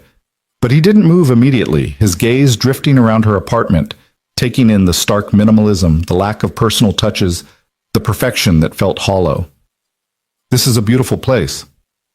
"It's empty," Eliza said before she could stop herself. beautiful and empty, like a hotel suite someone forgot to check out of. Noah's eyes found hers, understanding flickering in them. You could change that. I'm working on it. She gestured to the refrigerator, where Lily's drawings provided the only splash of color in the pristine kitchen. Small steps. A smile crossed his face. Lily will be thrilled to know her art is getting premium placement. Tell her I'm accepting commissions. My refrigerator has a lot of empty real estate. I'll let her know. Fair warning, though. She takes her art very seriously. There will be creative consultations. I look forward to them. As Noah gathered his things to leave, Eliza felt an unexpected reluctance to see him go. The apartment would feel even emptier once he left, and they'd accomplished so much in one afternoon that she wasn't ready to stop. Same time tomorrow? She asked. Actually, I was thinking... Noah paused at the door. What if we found actual office space? Nothing fancy, but somewhere we could set up properly. Leave work at work, keep our personal spaces separate. That's very sensible and professional of you. Lily's therapist recommended it, actually. After her mom left, I had a bad habit of bringing work stress home. Physical boundaries help maintain emotional ones. The casual mention of therapy, of his ex-wife leaving, of the kind of self-awareness most people avoided, it made Eliza respect him even more. Okay, let's look at spaces this week. Small, affordable, good light, if possible. I'll research options. He shifted his laptop bag on his shoulder. Thanks for today, Eliza. This feels real now, like we're actually building something. We are building something, and it's going to be great. After he left, Eliza ordered Thai food and worked until midnight, riding the momentum of the day. She created templates, drafted client communications, built systems that would scale as they grew. It was the kind of work she'd always loved, strategic, creative, building something from raw potential. But this time, she wasn't building for someone else's company. She was building her own, their own. The next 3 weeks blurred together in a frenzy of productivity. They found office space, a small third-floor walk-up in a converted warehouse in Dumbo with exposed brick, huge windows, and rent they could actually afford. Noah handled the technical setup while Eliza managed client relationships. They hired a part-time assistant, a recent graduate named Maya, who brought enthusiasm and social media skills they desperately needed. The Anderson Group project consumed their days. Noah worked through content with the precision of a surgeon, identifying weaknesses, suggesting improvements, elevating good writing to exceptional writing. Eliza coordinated with the client, managed timelines, negotiated scope changes when they inevitably arose. They worked well together. More than well. They complemented each other's strengths, covered each other's blind spots, developed a shorthand that made communication effortless. When Eliza got too aggressive with a client, Noah would gently pull her back. When Noah got too caught up in editorial perfection, Eliza would remind him about deadlines. It was the healthiest professional relationship she'd ever had. And something else was happening too, something neither of them mentioned, but both were starting to notice. The way Noah brought her coffee without being asked, remembering she took it with 2 sugars after noon when her energy flagged. The way Eliza started leaving work at 5 on Tuesdays because Noah mentioned that was Lily's soccer night. The lingering conversations after meetings ended, talking about nothing important and everything that mattered. The way her heart beat a little faster when his name appeared on her phone. One Thursday afternoon, 3 weeks into the Anderson project, Noah looked up from his laptop with an expression of barely contained excitement. Eliza, look at this. She crossed to his desk, leaning over his shoulder to see the screen. It was an email from the Anderson Group's CEO. I wanted to reach out personally to say how impressed we've been with your work so far. The content audit has already revealed opportunities we hadn't identified internally, and your recommendations are exactly the strategic thinking we were hoping for. We'd like to discuss expanding our engagement beyond the initial project. Would you be available for a call next week to discuss? Eliza read it twice, then a third time, making sure she wasn't hallucinating. They want to expand, she said slowly. They want to expand. Noah spun his chair to face her, grinning. 3 weeks in and our anchor client wants more work. This is good. This is really good. This is better than good. This is validation that we're not just competent, we're exceptional. The excitement was infectious. Eliza felt it bubbling up in her chest, and before she could think better of it, she was pulling Noah to his feet and hugging him. He froze for half a second, surprised. Then his arms came around her and suddenly they were laughing, actually laughing, wrapped in an embrace that lasted several beats longer than professional. When they pulled apart, something had shifted in the air between them. Noah's hands lingered at her waist. Eliza's palms rested against his chest. They were close enough that she could see the flecks of gold in his brown eyes, could feel his breath. "We should celebrate," Noah said quietly. "We should," Eliza agreed, not moving away. "Lily's been asking when you're coming back for dinner." "Has she?" "Every day for 2 weeks." A slight smile. "I may have mentioned you a few times in conversation." "Just a few times?" "I might have told her about the Anderson email before I showed you. She said we should have a party with the chocolate sprinkle cake she was promised." Eliza laughed, the sound breaking the tension but not dispelling it entirely. "I did promise her that, didn't I?" "You did, and Lily takes promises very seriously." "Saturday?" The word came out before Eliza could second-guess it. "I could come over Saturday. We could celebrate properly." Something warm and pleased flickered across Noah's face. Saturday would be perfect. They stepped apart, returning to professional distance, but Eliza could still feel the ghost of his hands at her waist, the solid warmth of him. "Focus," she told herself. "This is your business partner. Keep it professional." But professional felt increasingly inadequate to describe what was growing between them. Saturday arrived with unseasonably warm weather, as if the universe approved of celebrations. Eliza showed up at Noah's apartment carrying a bakery box containing the promised chocolate cake with rainbow sprinkles and a bottle of sparkling cider because she'd learned her lesson about alcohol. Lily answered the door, bouncing with barely contained energy. "You came and you brought cake. Daddy said you might forget, but I knew you wouldn't because you promised, and promises are important." "Very important," Eliza agreed, handing over the box. "Think this meets your specifications?" Lily opened it carefully, gasped dramatically. "It's perfect. It has sprinkles and chocolate frosting, and it's huge. This is the best celebration cake ever." Noah appeared from the kitchen, wearing an apron that said "Grill Sergeant" and wielding a spatula. "I hope you're hungry. Lily insisted we needed a full feast to properly celebrate." The apartment smelled incredible. Garlic, herbs, something tomato-based that made Eliza's mouth water. The table had been set with what was clearly Lily's finest work: slightly crooked placemats, mismatched napkins, and a centerpiece made from construction paper flowers. "This is amazing," Eliza said, and meant it. "Lily did most of the decorating," Noah said proudly. "I handled the actual food so we don't all get food poisoning. Daddy's being modest. I helped cook too. I stirred the sauce, and I didn't spill anything this time." They ate pasta with homemade marinara, garlic bread that was more butter than bread, and a salad that Lily picked through suspiciously. The conversation flowed easily, Lily chattering about school, Noah asking about Eliza's thoughts on their next project, Eliza finding herself genuinely invested in the saga of Tyler and the stolen erasers. It felt like family dinner, not the stilted, formal affairs Eliza remembered from her childhood, where conversation topics were vetted and table manners were more important than actual connection, but the warm, chaotic, real kind of family dinner she'd seen in movies and assumed was fiction.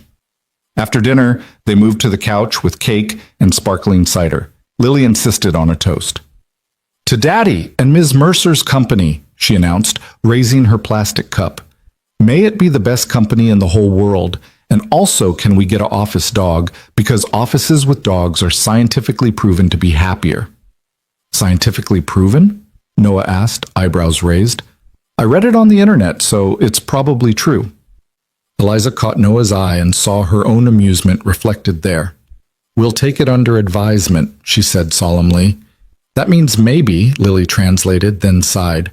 Adults always say "we'll see" or "under advisement" when they mean probably not, but we don't want to disappoint you right now.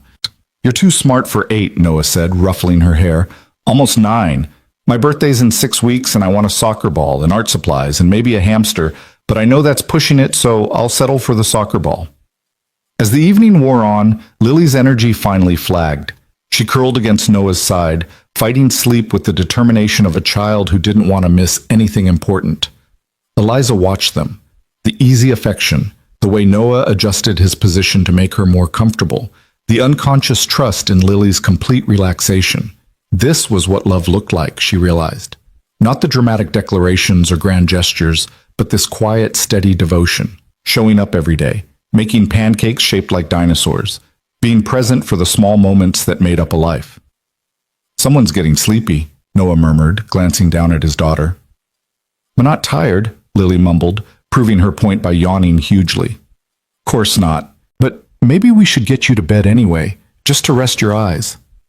Will Ms. Mercer be here when I wake up? The question caught Eliza off guard. She looked at Noah, uncertain how to answer.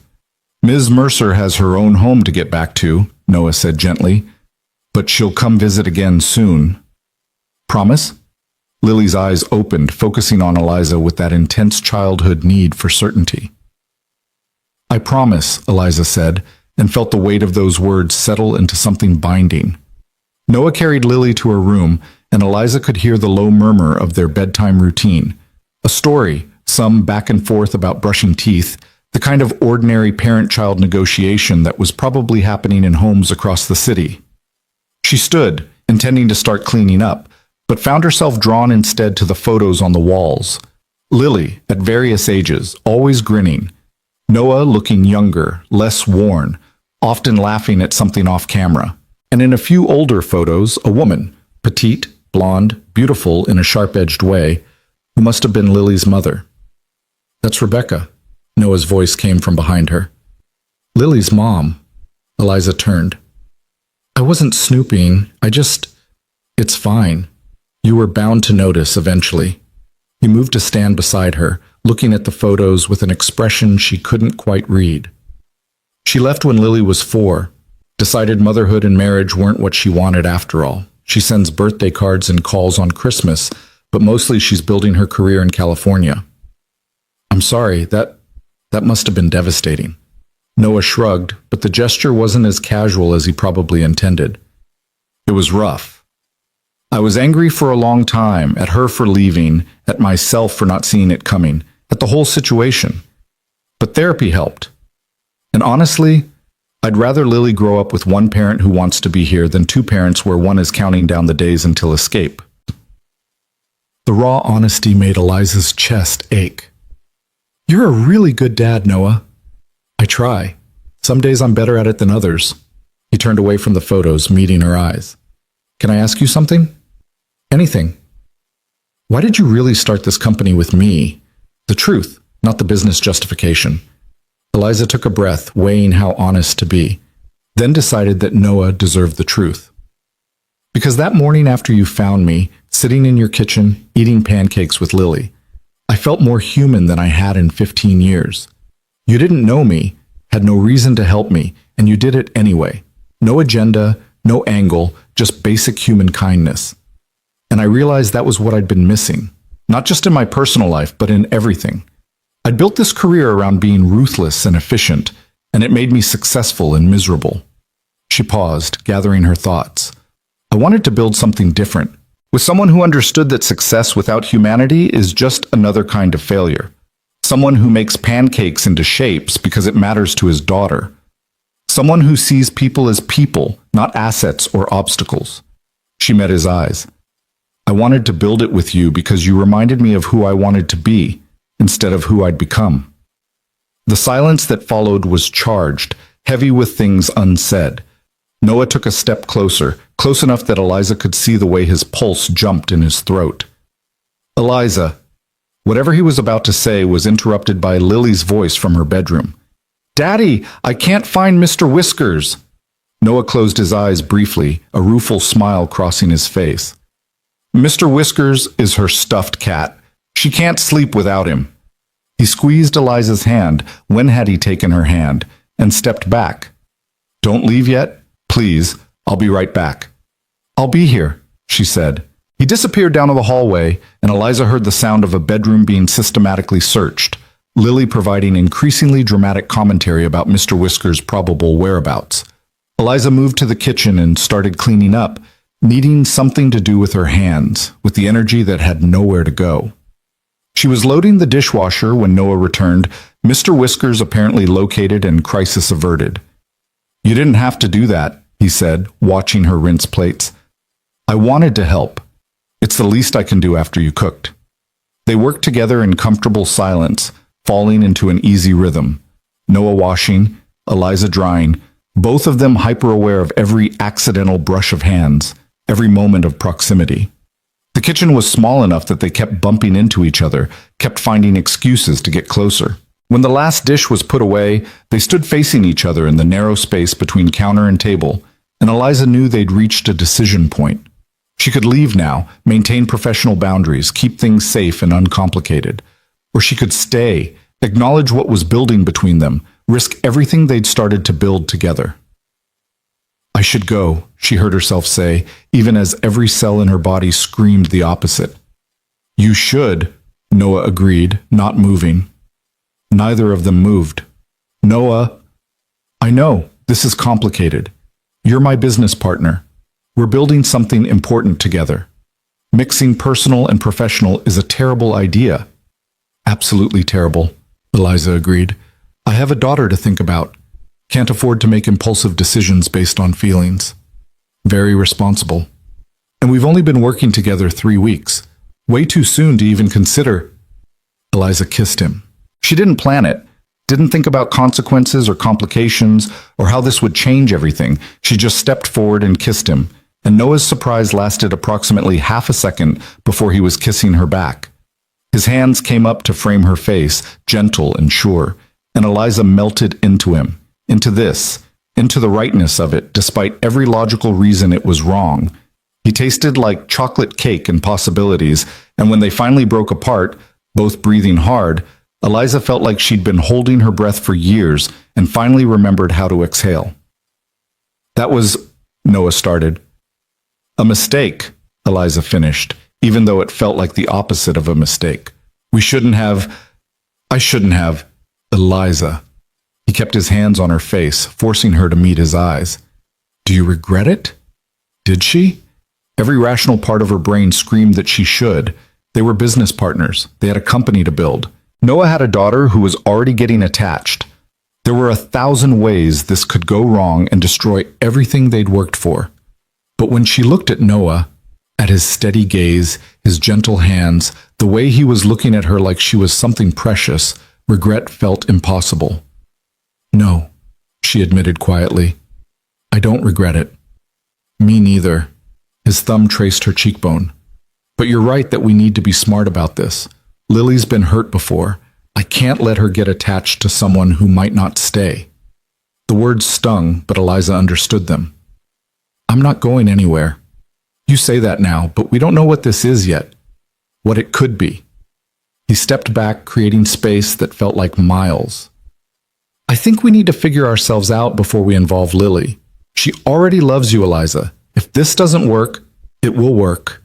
The certainty in her voice surprised even her. Noah smiled sadly. You can't know that. 3 weeks ago, you were my boss. 2 weeks ago, you became my business partner. Now you're what? We don't even have words for what this is.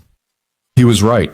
He was being sensible and cautious and putting his daughter first, all of which were admirable qualities that made Eliza want to kiss him again. So what do we do? She asked. We take it slow. We keep things professional at work. We figure out if this is real or just adrenaline from starting a company together. His expression softened. And we don't tell Lily anything until we're sure. Can you live with that? It wasn't what Eliza wanted. She wanted to dive in head first, consequences be damned. But she'd spent enough years being reckless with her own life. She wouldn't be reckless with his daughter's heart. Okay, slow and professional. I can do that. Good. But he didn't look happy about it, which made her feel slightly better. This time when Eliza moved to leave, Noah let her go, though his eyes followed her to the door. Thank you for celebrating with us, he said formally, and the return to politeness felt like a physical wound. Thank you for dinner. Tell Lily the cake was perfect. I will. Eliza stepped into the hallway, then turned back one more time. Noah, for what it's worth, I think this is real. Whatever this is, I think it's real. His expression cracked, warmth flooding through. Me too. That's what scares me. The apartment door closed between them, and Eliza stood in the hallway feeling like she'd just stepped off a cliff with no idea where she'd land.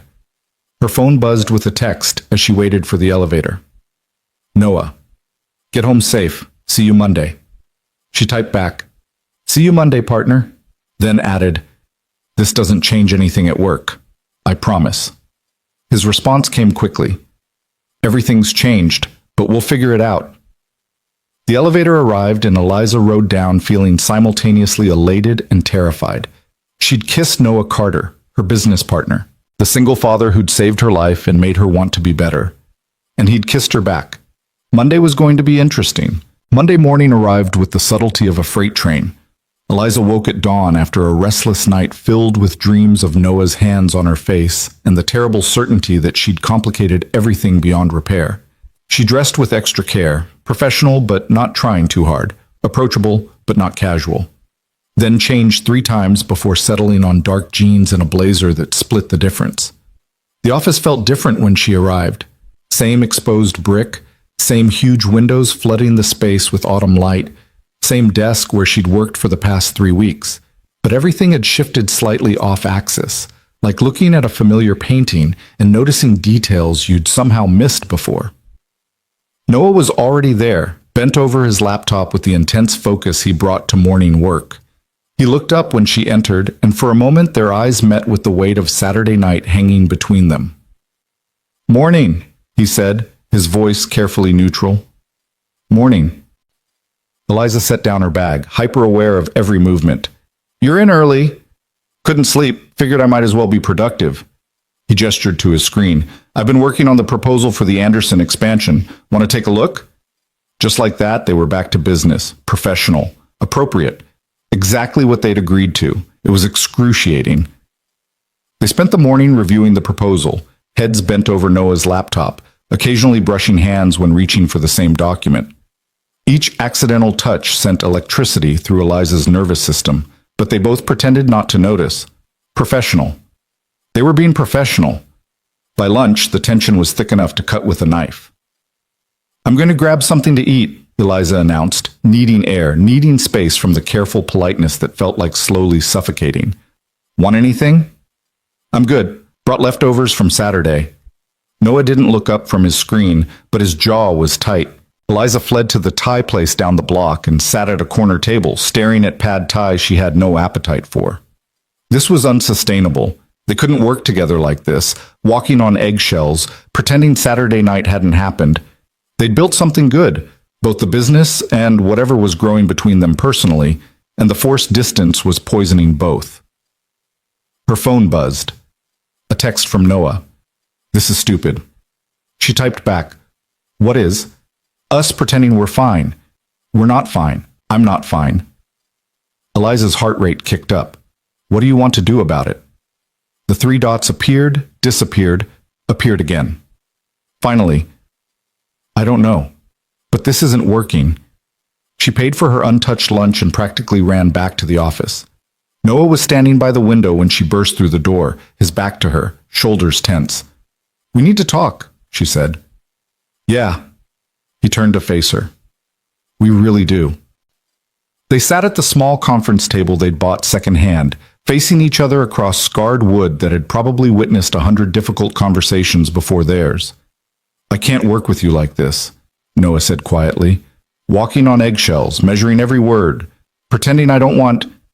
He stopped, running a hand through his hair.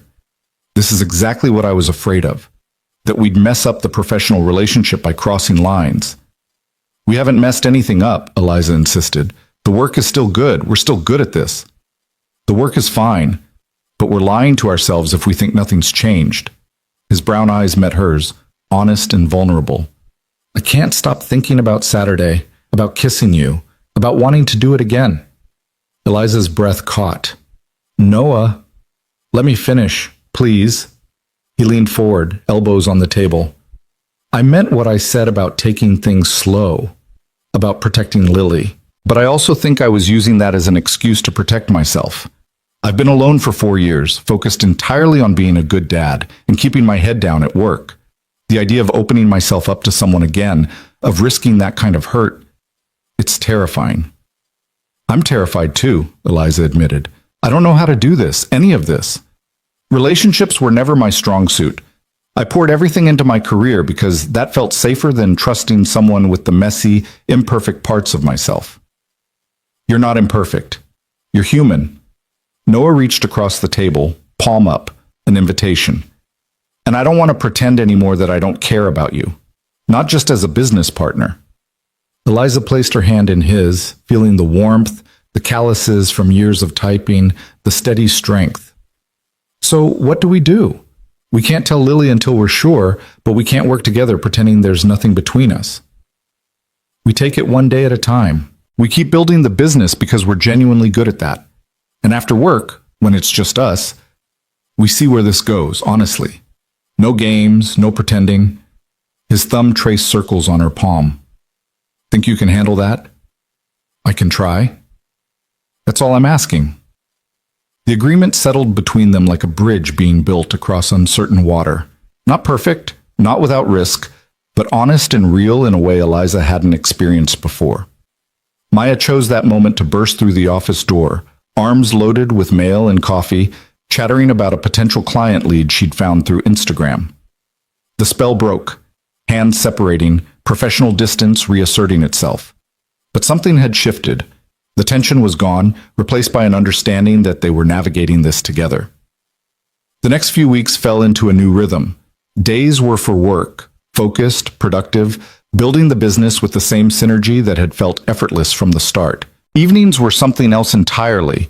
They'd grab dinner after work, usually at small restaurants where nobody knew them. They'd talk for hours, about everything and nothing, trading stories from their vastly different childhoods.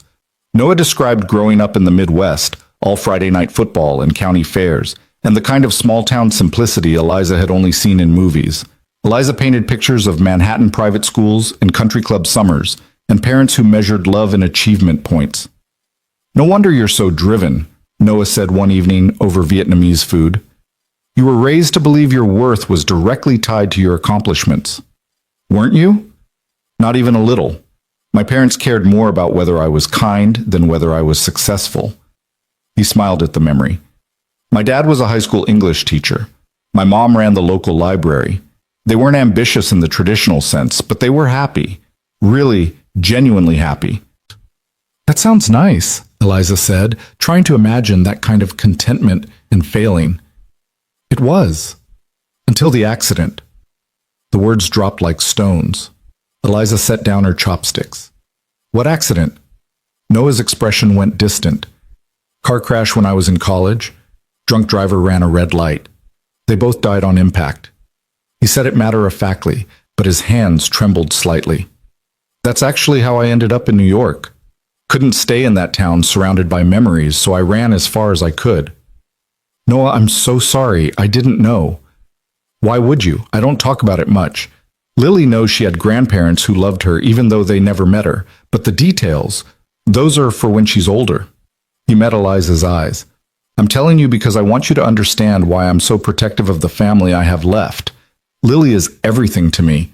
If I let you into our lives and it doesn't work out, I understand. I do. Eliza reached across the table, covering his hand with hers. I'm not going to hurt her, or you, not if I can help it. People always say that. Then life happens. I'm not your ex-wife, Noah. I'm not going to wake up one day and decide this isn't what I want. How can you be sure? Because I've spent my entire life chasing things I thought would make me happy, and I was miserable. Successful and miserable.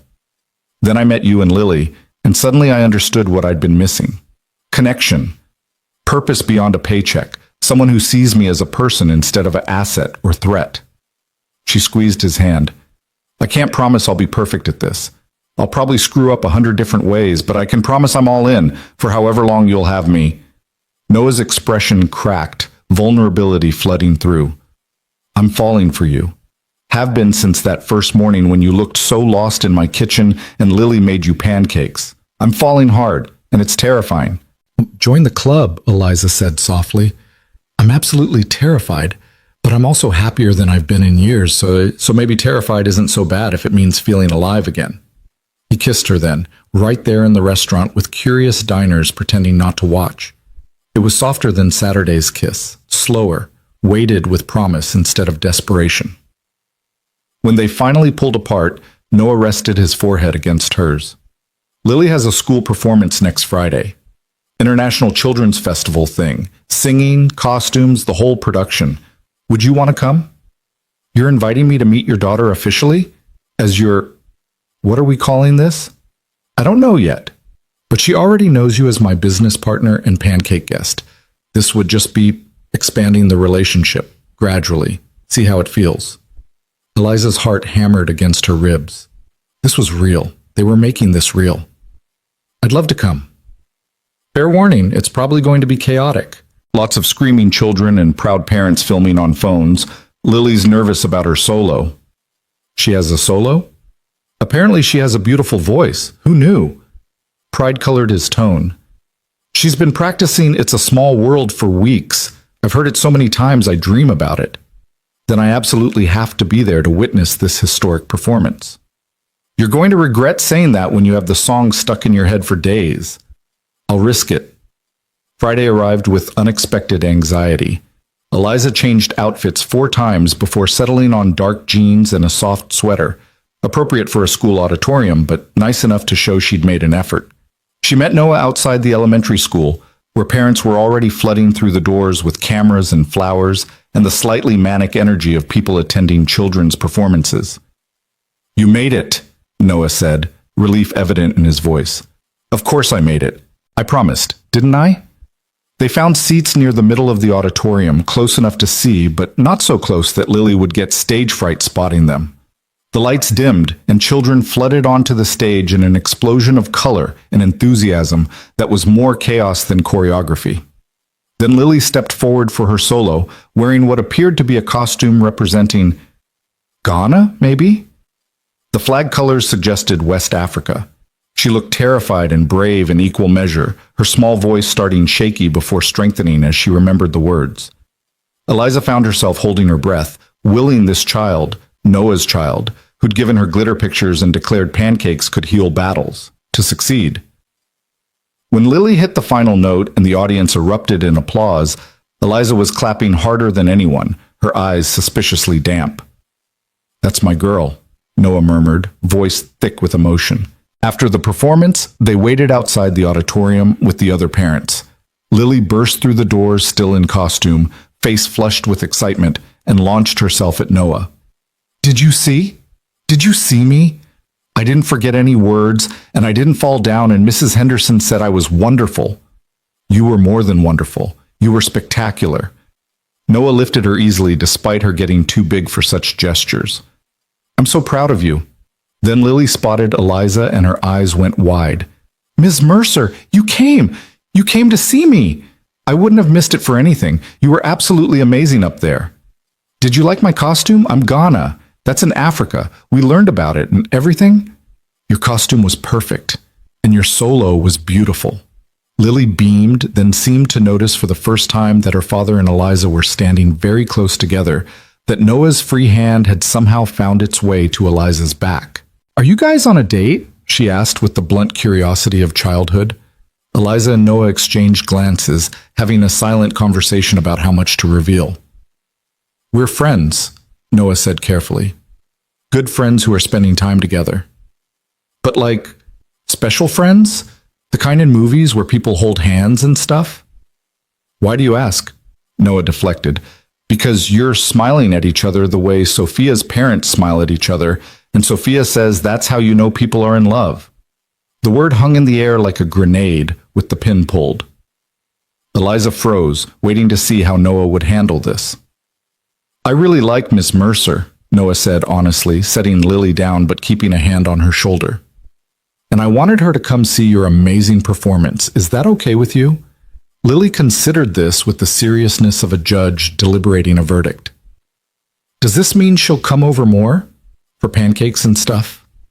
Would you like that? Yeah, Ms. Mercer is nice, and she likes my drawings, and she doesn't talk to me like I'm a baby like some grown-ups do. Lily turned to Eliza. Do you like my daddy? The direct question deserved an honest answer. I do, very much. He's one of the best people I know. And you're not going to leave like my mom did? The question landed like a physical blow. Eliza knelt down to Lily's level, meeting those earnest brown eyes that saw too much. I can't promise that nothing will ever change, because that's not how life works. But I can promise that I care about you and your dad a lot. And I'm not planning on going anywhere, okay? Lily studied her for a long moment, then nodded. Okay, but if you do leave, you have to give me back my pictures because those are special. Despite everything, Eliza laughed.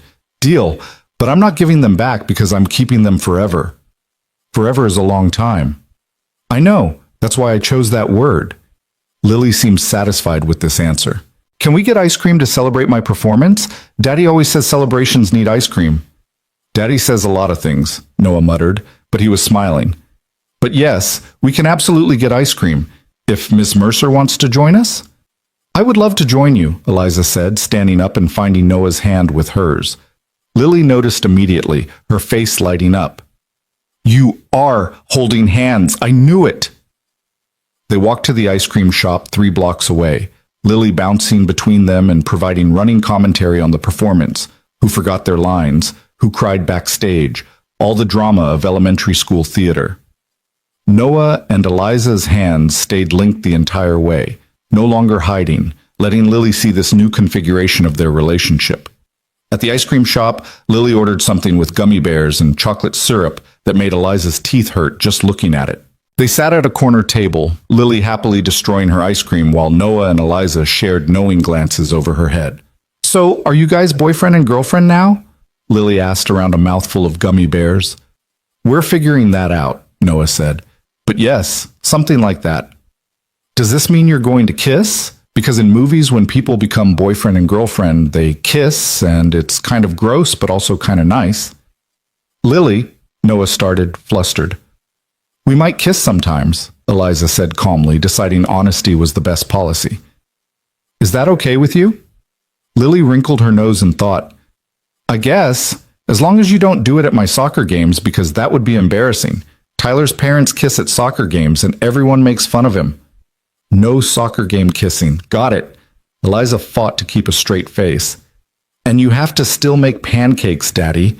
Just because you have a girlfriend doesn't mean pancakes stop. Pancakes will never stop. That's a sacred tradition. Good. Lily returned to her ice cream, apparently satisfied that the important matters had been settled. Later, after they dropped Lily back at the apartment with Noah's neighbor, a grandmother type who watched her occasionally, Noah and Eliza walked along the Brooklyn waterfront. Manhattan glittered across the river, all lights and promise. But for once, Eliza wasn't looking at the skyline. She was looking at the man beside her. That went better than expected, Noah said, his hand warm in hers. She's amazing. How she just accepted this, asked her questions, set her boundaries. She's more emotionally intelligent than most adults I know. She's had to grow up fast. After Rebecca left, we did a lot of therapy. She learned to communicate her feelings early because that's how we survived. He stopped walking, turning to face Eliza. But she likes you, really likes you. That's not something she gives easily. The feeling is extremely mutual. Eliza, I need to know, are you sure about this? About us? Because once we're really doing this, once Lily's invested, there's no going back without casualties. I can't let her get hurt again. I'm sure. Eliza stepped closer, framing his face with her hands the way he'd done to her weeks ago. I'm terrified and uncertain about 1,000 things, but I'm absolutely sure about wanting to be here.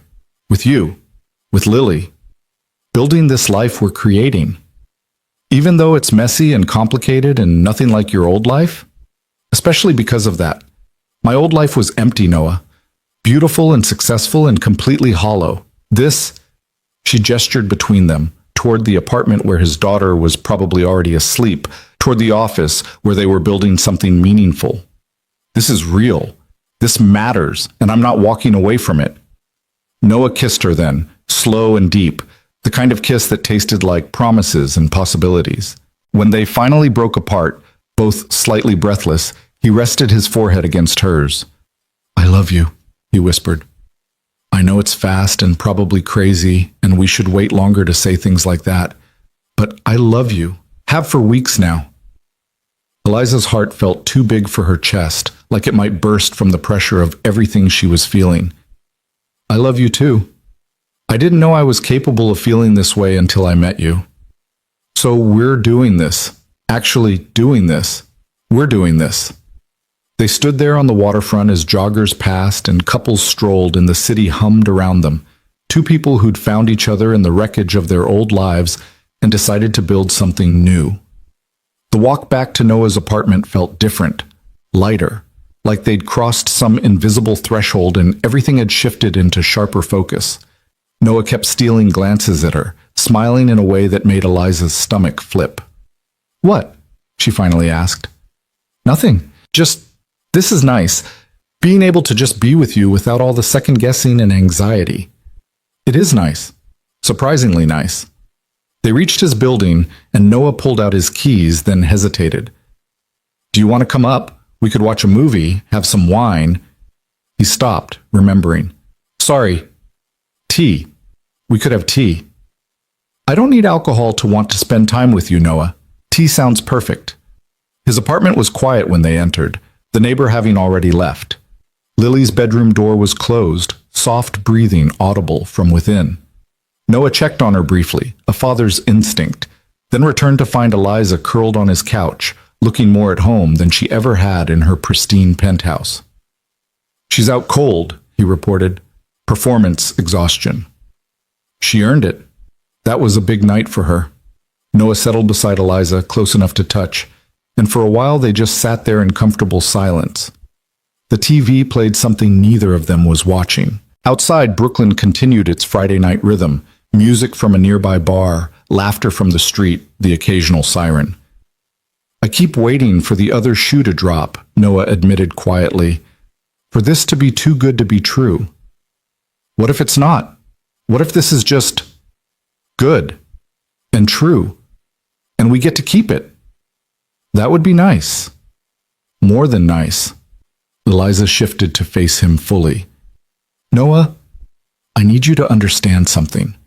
My entire life, I've been waiting for permission to be happy, waiting to achieve enough, earn enough, prove enough. It never came. The goalpost kept moving, but with you, I don't need permission. I just am. Happy, I mean. For the first time I can remember, I'm actually happy." His hand found hers, fingers lacing together with practiced ease. "You make me happy too. You and Lily together, you're my whole world. And adding you to it doesn't diminish what I have with her. It expands it, makes it bigger and better and more colorful. Like Lily's drawings on my refrigerator. Exactly like that." They kissed again, softer this time, less urgent but no less meaningful. And when they finally pulled apart, Noah stood and held out his hand. "Stay," he said simply. "Not in the guest room this time. Just stay." Eliza took his hand and let him lead her down the hallway, past Lily's room to his own. It was as modest as the rest of the apartment. A queen bed with a mismatched quilt, a dresser cluttered with change and receipts, a stack of books on the nightstand that suggested he read voraciously before sleep. It was nothing like her minimalist bedroom with its designer furniture and carefully curated art. It was perfect. They fell asleep tangled together, Eliza's head on Noah's chest, his arm secure around her waist, and for the first time in longer than she could remember, Eliza slept through the night without nightmares or anxiety, just the steady rhythm of Noah's heartbeat and the certainty that she was exactly where she belonged. She woke to sunlight streaming through unfamiliar curtains and the distant sound of Saturday morning cartoons. For a disorienting moment, she forgot where she was, then memory flooded back and she smiled. Noah's side of the bed was empty, but still warm. Eliza stretched, luxuriating in the feeling of being well-rested and happy, then pulled on one of Noah's shirts. A different one this time, soft flannel instead of the button-down from that first morning, and padded toward the kitchen. The scene that greeted her made her heart squeeze. Noah stood at the stove in pajama pants and a t-shirt, hair sticking up adorably, while Lily sat at the table already dressed and chattering about the pancake shapes she wanted. It was so utterly domestic, so perfectly normal, that Eliza wanted to freeze the moment and live in it forever.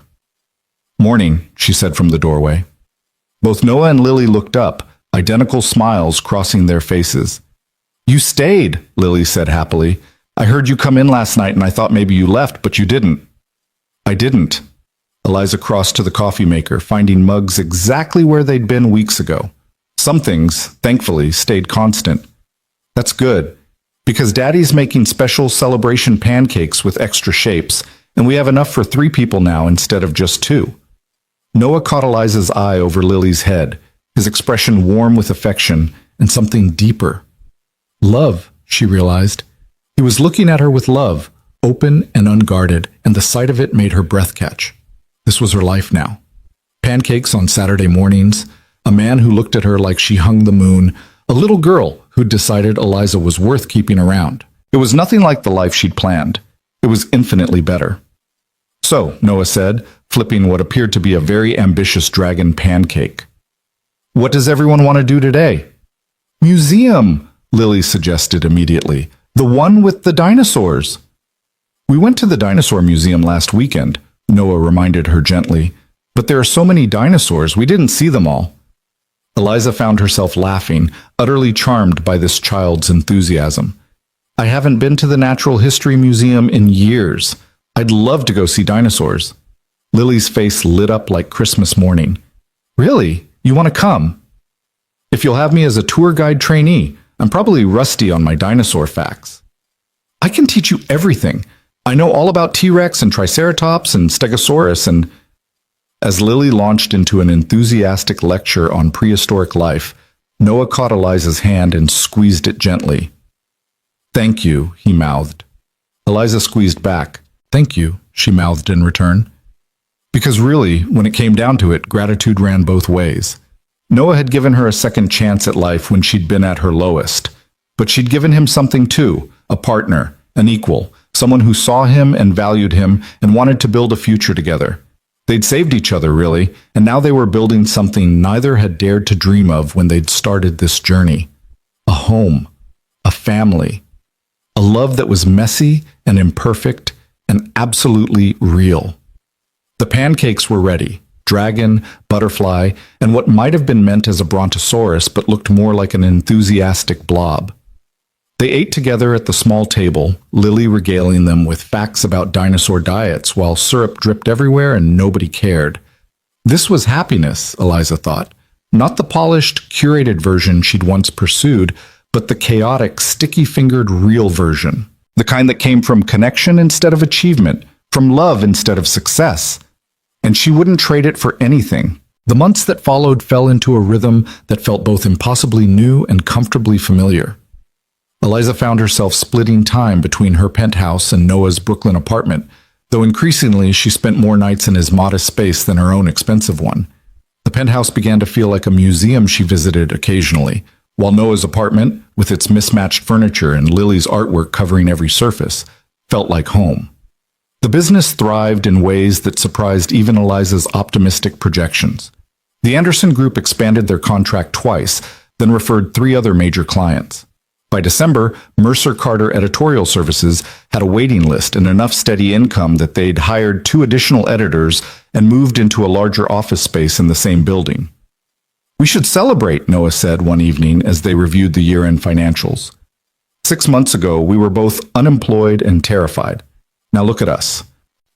Eliza studied the spreadsheet with satisfaction.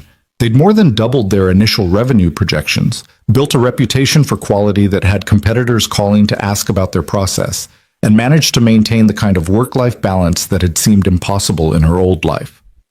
We're actually doing this, she said, still marveling at it. Building something sustainable and ethical and successful. Told you it could work. Noah closed his laptop, stretching. Maya suggested we throw a holiday party. Invite clients, collaborators, make it a networking thing, but also actually fun. That's a good idea. We could host it at my penthouse. It's certainly big enough, and I never use the space anyway. You sure? That's a lot of people trampling through your sanctuary. Eliza looked around their office, papers scattered across desks, coffee mugs forgotten in the afternoon rush, Maya's collection of succulents slowly taking over the windowsill. It was productive chaos, the kind that came from people actually working instead of performing work. Honestly, I've been thinking about selling the penthouse. It doesn't feel like mine anymore, if it ever really did. Noah's eyebrows rose. That's a big decision. I know, but I'm never there. All my important stuff is already at your place. Toothbrush, clothes, that ridiculous collection of Lily's artwork I can't bear to throw away. The penthouse is just expensive real estate I'm holding on to because I thought I was supposed to want it. Where would you live? The question hung between them, weighted with implications neither had fully addressed. They'd been together for months now, spending nearly every night in the same bed, navigating parenting decisions with Lily as a team. But they hadn't officially discussed the next step, the commitment that would make their arrangement permanent rather than provisional. I was thinking, Eliza said carefully, that maybe we could look for a place together, something bigger than your current apartment, with room for all of us. A real home. Noah's expression went soft, vulnerable. You want to move in together? Officially? I'm already basically living with you. This would just make it official and fair. We'd both be on the lease, both contributing equally. A fresh start for all three of us. Lily would lose her mind with excitement. She's been asking when you're going to stay forever instead of just having sleepovers. What about you? Eliza pressed. What do you want? Noah stood, crossing to where she sat, and pulled her to her feet. His hands framed her face with that familiar gentleness that still made her heart race. I want to wake up every morning knowing you're there. I want to build a life with you, not just a business, but an actual life. I want Lily to grow up seeing what a healthy, equal partnership looks like. I want all of it, Eliza, with you. She kissed him, pouring everything she felt into it, love and gratitude and relief that they wanted the same things. When they finally broke apart, both slightly breathless, she rested her forehead against his. Let's do it then. Let's find a home. They started house hunting the following weekend, Lily in tow providing enthusiastic commentary on every property. The first few places were disasters, too small, too expensive, weird layouts that made no sense.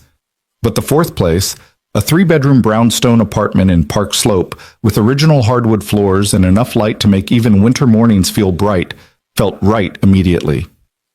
This could be my room, Lily announced, spinning in the space that would be hers. It's bigger than my room now, and it has a window seat, and I could put all my drawings up and have space for a real desk. Eliza and Noah stood in the doorway watching her, sharing a look that communicated everything without words. This was it. This was their future. The kitchen is amazing, Eliza said, wandering through the space. Actual counter space. A dishwasher that's not from 1987. Room for more than 2 people to cook at once. You planning to start cooking? Noah teased, following her. I'm planning to learn. Lily deserves more than one parent who can make edible food. I'll believe it when I see it. Your idea of cooking is currently reheating takeout. Then you'll teach me. Add it to the list of things you've already taught me. How to relax, how to be present, how to build something that matters. Noah pulled her close, kissing her temple. You taught yourself those things. I just reminded you they were possible.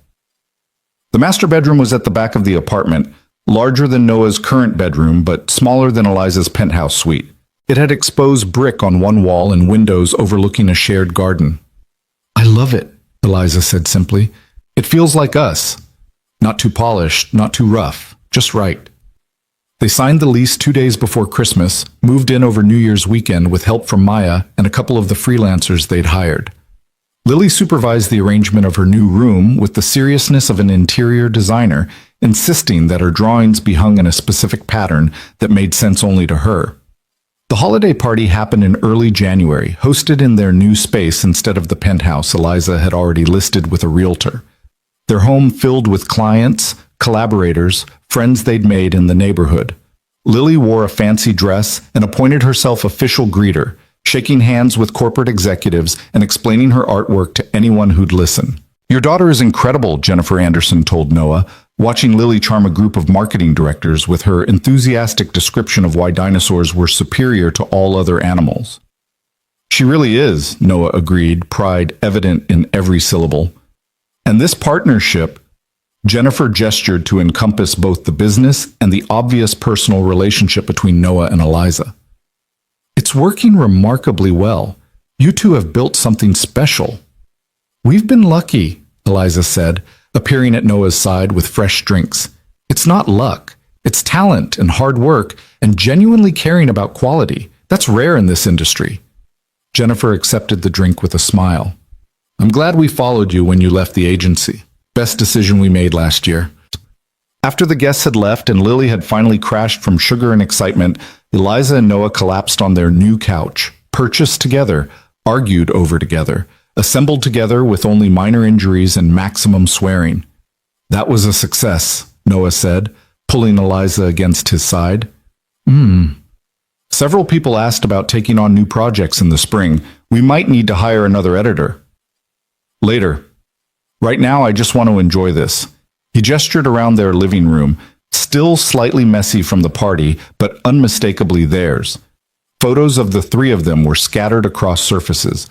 Lily's school performance, their first official family photo, candid shots from weekends at the park. Can I tell you something? Eliza said quietly. Anything. A year ago, I was lying in your guest room with the worst hangover of my life, wearing a stranger's shirt, convinced my life was over. And now, her voice caught. Now I have everything I never knew I needed. A partner who sees me, a kid who makes me want to be better, work that actually matters, a home that feels lived in instead of staged. You built that, Eliza. You took rock bottom and turned it into something beautiful. We built it together. I couldn't have done any of this alone. Noah kissed the top of her head. Good thing you don't have to. Winter gave way to spring, and with it came new challenges and joys. Lily's 9th birthday arrived with the requested soccer ball, art supplies, and after weeks of negotiation, a small hamster named Princess Sparkles, who lived in an elaborate cage in Lily's room and was treated like royalty. I can't believe we're hamster parents now, Eliza said, watching Lily coo over the tiny creature. We're a lot of things now, Noah pointed out. Business partners, romantic partners, co-parents, hamster caretakers. It's a full resume. Missing one thing, though. What's that? Eliza had been thinking about it for weeks, carrying the weight of the decision alone because she wanted to be absolutely sure before she said anything. But watching Noah help Lily set up Princess Sparkle's exercise wheel, seeing the casual domesticity of their life together, she knew with bone-deep certainty. I want to make this permanent, she said, not just the living arrangement or the business partnership. All of it. Us. Noah looked up from the hamster cage, his expression shifting from confused to understanding to something that looked like hope mixed with fear. Eliza, are you... I'm not proposing. Not yet. But I'm telling you that I want that future. Marriage forever. The whole commitment. And I wanted you to know I was thinking about it. In case you were thinking about it too. He stood slowly, crossing to where she leaned against the doorframe. I've been thinking about it since approximately our 3rd date. I have a ring. Have for 2 months. I've been trying to figure out the right moment. Eliza's breath caught. You have a ring? In my sock drawer, hidden under the athletic socks I never wear. Very original hiding place. He smiled, nervous and excited at once. I wanted to wait until everything felt stable, until I was sure you wouldn't feel pressured or like this was moving too fast. Noah Carter, nothing about us has been slow or conventional. We started a business together before we even dated. I moved in before we'd been together 6 months. We're raising your daughter as a team. Why would we suddenly become traditional now? Fair point. He glanced toward Lily, still absorbed in hamster setup. Think she'd be okay with it? Let's ask her. They sat on Lily's bed, waiting until she noticed they wanted her attention. When she finally looked up from adjusting Princess Sparkles' water bottle, her expression was curious. What's wrong? Did I do something bad? Nothing's wrong, sweetheart, Noah assured her. We wanted to talk to you about something important. About our family. Lily's eyes widened. Are you having a baby? Because Sophia's mom just had a baby, and Sophia says it's very loud and smelly, but also kind of cute. No, baby, Eliza said quickly. Not yet, anyway. That's a different conversation. But we wanted to ask how you'd feel if your dad and I got married. The silence stretched for several heartbeats. Lily looked between them, processing, her face going through several expressions before settling on something cautiously hopeful. Like married, with a wedding and a dress and everything? Probably a small wedding, Noah said. Nothing too crazy. But yes, officially married, which would make Eliza legally part of our family. Would she be my mom? The question hit Eliza like a freight train.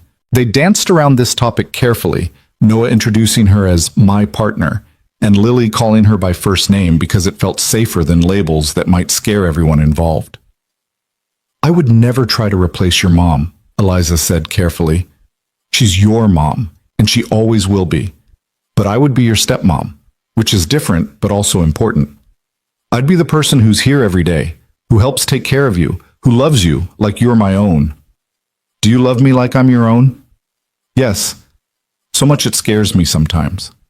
Lily considered this with her characteristic seriousness. Would I have to call you Mom? Only if you wanted to. You could keep calling me Eliza, or we could figure out something else that feels right to you. And you promise you won't leave? Because my real mom left and it made Daddy really sad and I don't want him to be that sad again. Eliza felt tears burning behind her eyes, but refused to let them fall. I promise I'm not leaving. I'm here for as long as you and your dad will have me.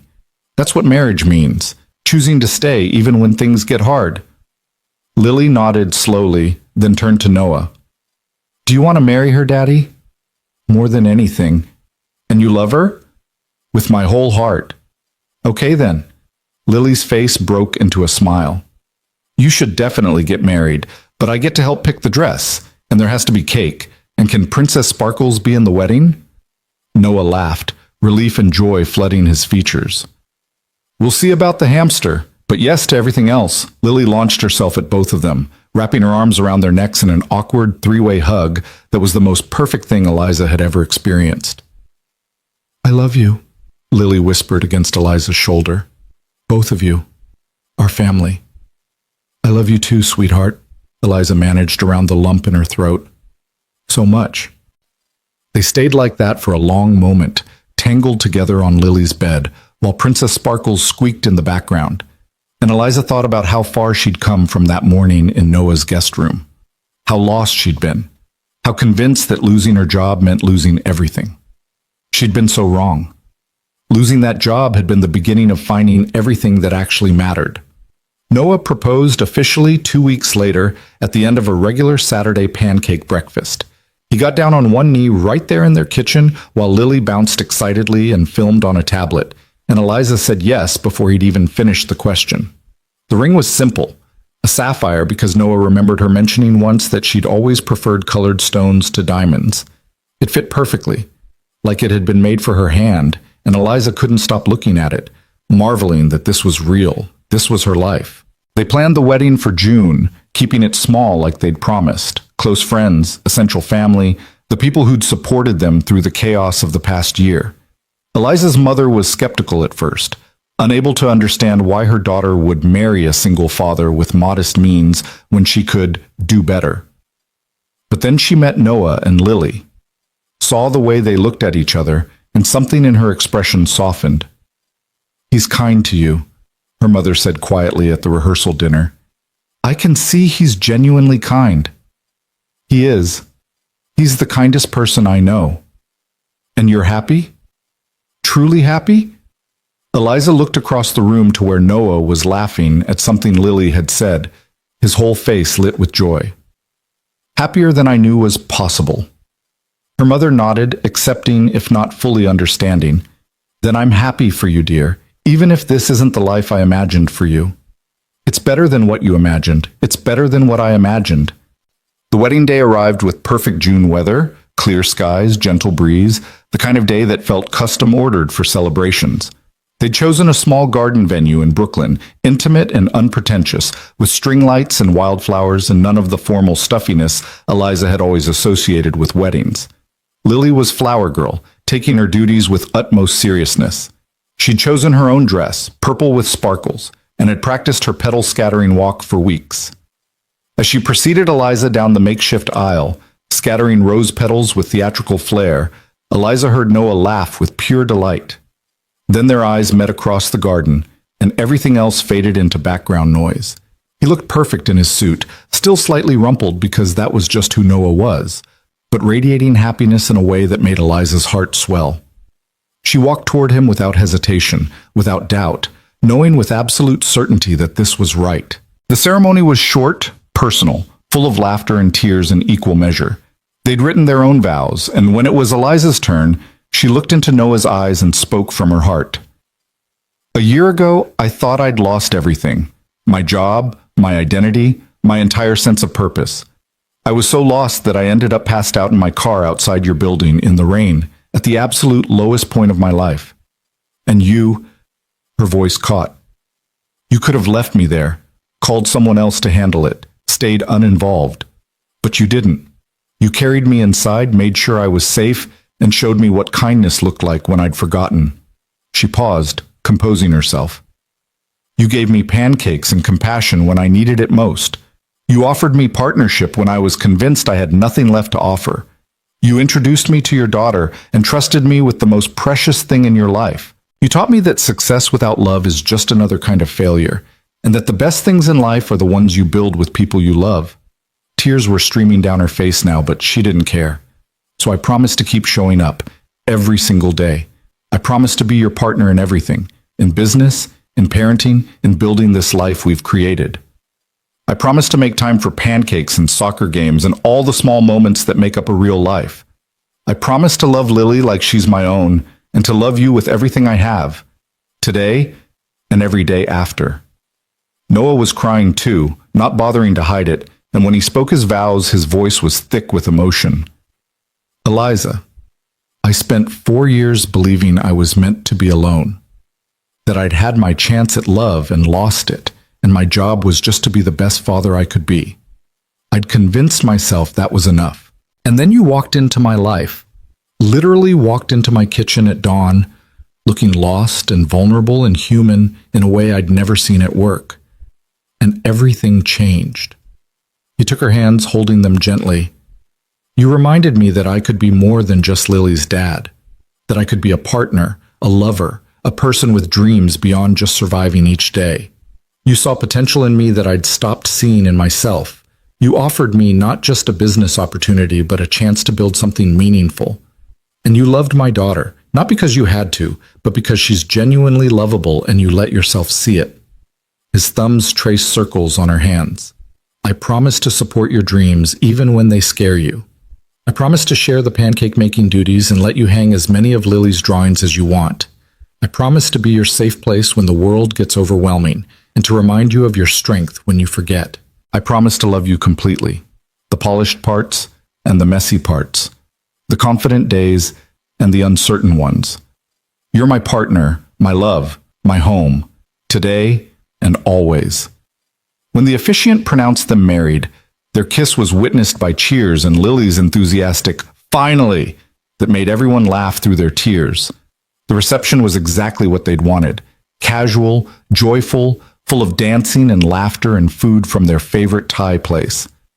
Lily gave a speech that was mostly about Princess Sparkles, but ended with, "I'm really glad Eliza is my stepmom now because she's nice and she doesn't make me eat vegetables I hate," which got a standing ovation. As the evening wound down and guests started to leave, Eliza found herself standing with Noah and Lily in the garden, watching the sunset paint the sky in shades of orange and pink. "This was perfect," she said softly. "It really was," Noah agreed, his arm around her waist. "Are you happy, Lily?" Eliza asked the girl nestled between them. "So happy. This was the best wedding ever. Way better than the one in the movie we watched where everyone wore boring colors and nobody smiled." "High praise indeed," Noah said, ruffling her hair. They stood there as the light faded, three people who'd found each other through circumstance and choice, who'd built a family from broken pieces and second chances. Maya appeared with her camera, snapping one last photo. Noah and Eliza with their arms around each other, Lily grinning between them, all three backlit by the dying sun. It was the photo that would later sit on their mantle, the one Lily would show to friends when explaining her family, the one that captured the exact moment when their new life together began officially. 6 months later, on a crisp December morning, Eliza stood in their bedroom staring at a pregnancy test with shaking hands. She'd suspected for a week, noticed the signs her body was changing, but seeing the confirmation in stark lines made it real. She was pregnant. She and Noah were going to have a baby. Terror and joy warred in her chest. This wasn't planned. They talked about maybe having kids someday, but someday had felt safely distant. Now someday was approximately 8 months away, and Eliza had no idea if she was ready. Eliza, you okay in there? Noah's voice came through the door. Lily's asking if you want chocolate chip or blueberry pancakes. She opened the door, wordlessly holding out the test. Noah's eyes went wide. Is that... Are you... I'm pregnant. We're having a baby. For a moment he just stared, processing. Then his face broke into the biggest smile she'd ever seen, and he swept her into his arms, lifting her off the ground and spinning in a circle. We're having a baby, Eliza. We're having a baby. His joy was infectious, melting her terror into something that felt like cautious excitement. Are you happy? She asked when he finally set her down. Are you kidding? I'm ecstatic. Terrified, but ecstatic. How are you feeling? Scared out of my mind. I don't know how to be a mother, Noah. I barely figured out the stepmom thing. You're amazing with Lily. You'll be amazing with this baby, too. That's different. Lily was already 8 when I met her, practically raised herself with your help. A baby is... She gestured helplessly. Completely dependent. What if I mess it up? Noah cupped her face, making her look at him. You won't mess it up. We'll figure it out together, just like we've figured out everything else. And Eliza, you've already proven you can grow and change and rise to challenges. You went from corporate executive to business owner to stepmom to wife. Adding mother to that list is just the next adventure. I love you, she said, the words inadequate for everything she felt. I love you too. Both of you. His hand moved to her still flat stomach. All 3 of you, counting Lily. Should we tell her? She's going to lose her mind with excitement. Fair warning. They walked to the kitchen together, where Lily was already mixing pancake batter with the confidence of a seasoned chef. I decided chocolate chip, she announced. Blueberries are healthy, but chocolate is happiness, and Saturdays are for happiness. Lil, we have something to tell you, Noah said, pulling out a chair. Lily looked up, immediately suspicious. Am I in trouble? Because I swear I didn't mean to let Princess Sparkles out yesterday. She's just really good at escaping. You're not in trouble, but this is big news, so maybe sit down. Lily set down the mixing bowl and climbed into her chair, looking between them with wide eyes. What's happening? Is someone sick? Are we moving again? Did the business fail? Nothing bad, Eliza assured her quickly. Actually, it's good news. At least we think it's good news. We're having a baby. Silence. Then, a baby? Lily shrieked, loud enough to wake the neighbors. A real baby? I'm going to be a big sister? You're going to be a big sister, Noah confirmed, laughing at her reaction. Lily launched herself at both of them, practically vibrating with excitement. This is the best news ever. Better than Princess Sparkles. Better than my birthday. Better than everything. When? How big is it now? Can I help pick the name? Will it be a boy or girl? Can we decorate the nursery? Do babies like dinosaurs? Because if not, I'll have to teach it? The questions tumbled out faster than they could answer, and Eliza felt her anxiety melting under the warmth of Lily's enthusiasm. We have plenty of time to figure all that out, Noah said. The baby won't be here until summer. That's so far away. How am I supposed to wait that long? The same way you waited for your hamster, with patience and lots of planning. Lily's eyes gleamed. I'm going to make so many drawings for the baby, and I'll teach it everything I know, and I'll be the best big sister ever. Just wait. She dashed off to her room, presumably to start on baby-related artwork, leaving Eliza and Noah alone in the kitchen with abandoned pancake batter. That went well, Eliza said, slightly dazed. Told you she'd be excited. Noah pulled her close, resting his chin on top of her head. We're really doing this, building a whole life together. From absolutely nothing, from me passed out drunk in my car to... She gestured around their kitchen at the evidence of their life together. All of this. Best bad decision you ever made, getting drunk and driving to Brooklyn. Worst decision that led to the best outcome, Eliza corrected. I don't recommend the method, but I can't argue with the results. They made pancakes together, chocolate chip as decreed by Lily, and talked about the future, where they'd put the nursery, how they'd manage work schedules with a newborn, whether they needed to hire additional help at the office. Practical concerns mixed with dreams and fears and excitement. The The pregnancy was easier than Eliza expected. Morning sickness was mild, fatigue manageable. She worked through most of it, taking on fewer client meetings in the third trimester, but still involved in the strategic decisions. Noah picked up the slack without complaint, and Maya proved invaluable in managing day-to-day operations.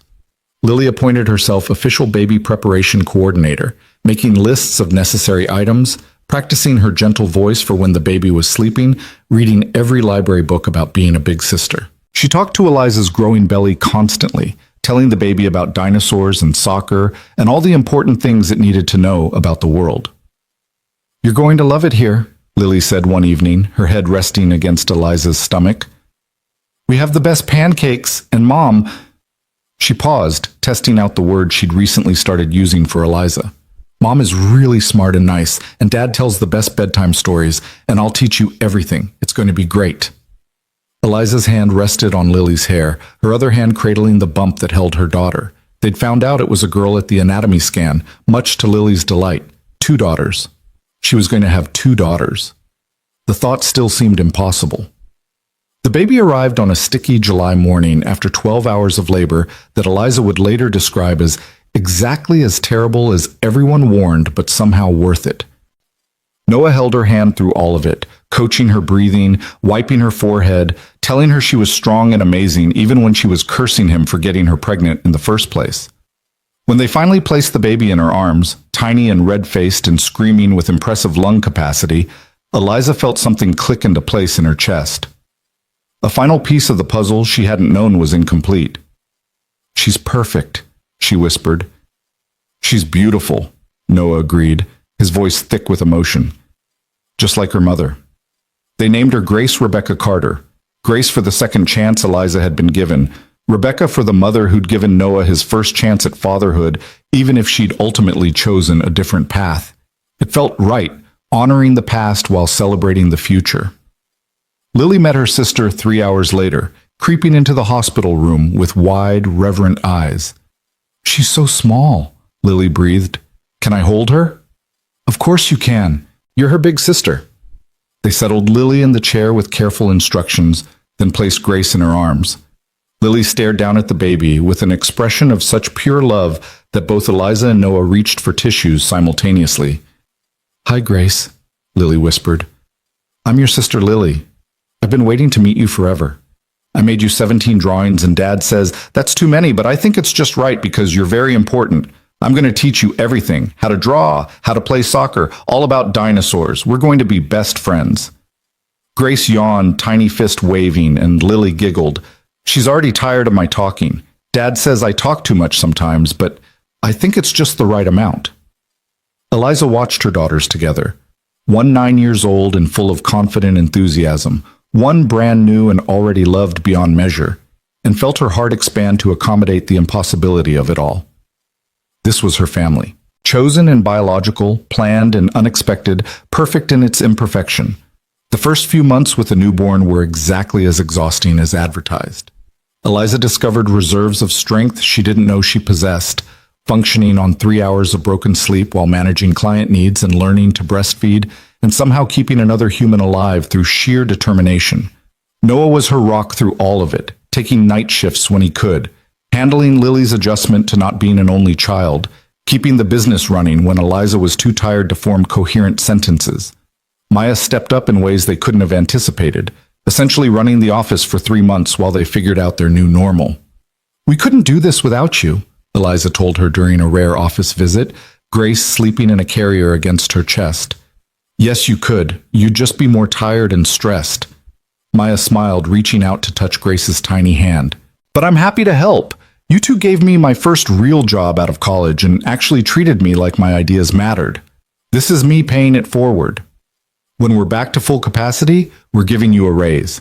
And a better title. You're way more than a part-time assistant at this point." "I won't argue with that," Maya said cheerfully. By Grace's first birthday, they'd found their rhythm. The business continued to grow, now with 4 full-time employees and a roster of freelancers they called on for specialized projects. They'd been featured in industry publications, won several awards for their work, built a reputation that had competitors asking how they managed to be both successful and ethical in an industry known for burnout and exploitation. The answer, Eliza knew, was simple. They cared about people more than profits. They paid fair wages, respected work-life boundaries, celebrated successes together. They'd built the company they'd both wished they'd worked for, and it turned out other talented people wanted that too. Grace's birthday party was held in their backyard on a perfect August afternoon. Lily had planned most of it, insisting on a butterfly theme because Grace loved the butterfly mobile above her crib. Children ran through the space while adults chatted and ate cake, and Eliza stood with Noah watching the chaos with deep contentment. 3 years, she said softly. 3 years since I woke up in your guest room thinking my life was over. Best worst morning of my life, Noah said, pulling her close. Finding you in that car, worried you might be hypothermic, having no idea that I was carrying my future wife inside. Do you ever miss the simplicity before all this? Not for a second. Simple was lonely. He gestured to their backyard full of people they loved, their daughters laughing together, the life they'd built from scratch. This is complicated and messy and occasionally exhausting, but it's real. It matters. I wouldn't trade it for anything. Eliza leaned into him, watching Lily help Grace toddle around the garden, both girls giggling as butterflies landed on the flowers around them. Her mother was talking to Noah's aunt about something that was making them both laugh. Maya was taking photos for their company Instagram, capturing candid moments of joy. This was success, Eliza thought. Not corner offices or executive titles or six-figure salaries. This, love and laughter, and people who showed up when it mattered. This was everything she'd been searching for without knowing what she actually needed. That night, after the guests had left and both girls were asleep, Eliza and Noah sat on their back porch with glasses of wine, exhausted but happy. Thank you, Eliza said quietly. For what? For saving me. For seeing potential in someone who'd hit rock bottom. For building this life with me. Noah took her hand, lacing their fingers together. You saved yourself, Eliza. I just provided pancakes and a safe place to land. Everything after that, the business, the family, the life we've built, that was all you being brave enough to try something different. We built it together. We did. Best partnership I've ever had. They sat in comfortable silence, the city humming in the distance, crickets chirping in the garden, the monitor on the table transmitting the soft sounds of their daughters sleeping. Eliza thought about the woman she'd been 3 years ago, driven, accomplished, desperately unhappy without admitting it. She'd lost everything that morning, or so she'd thought. Her career, her identity, her entire sense of purpose. But really, she'd lost nothing that mattered, and found everything that did. The job that defined her had been temporary. The success she'd chased had been hollow. The life she'd built had been beautiful and empty, like a museum exhibit of what success was supposed to look like. This life, messy and imperfect and utterly real. This was what mattered. Noah, who'd rescued her from the rain and showed her what kindness looked like. Lily, who'd declared that pictures could make sad things better and proved it by accepting Eliza into her world. Grace, who existed because Eliza had been brave enough to build a new life instead of clinging to the ruins of her old one. The business they'd created from desperation and hope, now thriving beyond their wildest projections. The home they'd made together, filled with laughter and artwork and love. She'd been so afraid that morning, waking up in a stranger's bed with no memory and no plan, convinced she'd lost everything worth having. But sometimes you had to lose everything to discover what you actually needed. Sometimes hitting bottom was the only way to finally stop falling and start building something real. Sometimes the worst moment of your life was actually the beginning of your best one. Eliza squeezed Noah's hand, feeling the solid warmth of him, the steady presence that had become her anchor. I love you, she said simply. I love you too. Always have. Always will. Inside, Grace made a small sound through the monitor. Eliza started to rise, but Noah gently pulled her back. I'll get her. You stay here. Enjoy the quiet for a minute.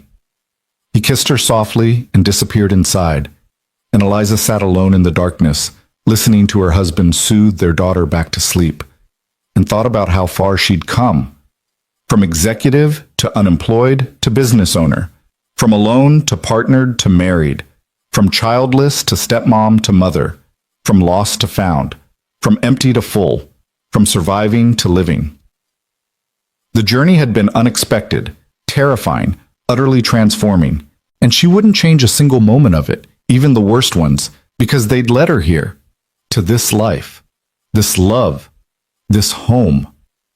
Noah returned, settling back beside her with a satisfied sigh. Grace is out again. I swear that kid could sleep through an earthquake. Takes after you. I've seen you nap through Lily practicing her recorder. Selective hearing is a crucial parenting skill. They laughed together, easy and comfortable, and Eliza thought, this is it. This is everything. Not perfect, not polished, not what anyone would have predicted, but real and rich and exactly right.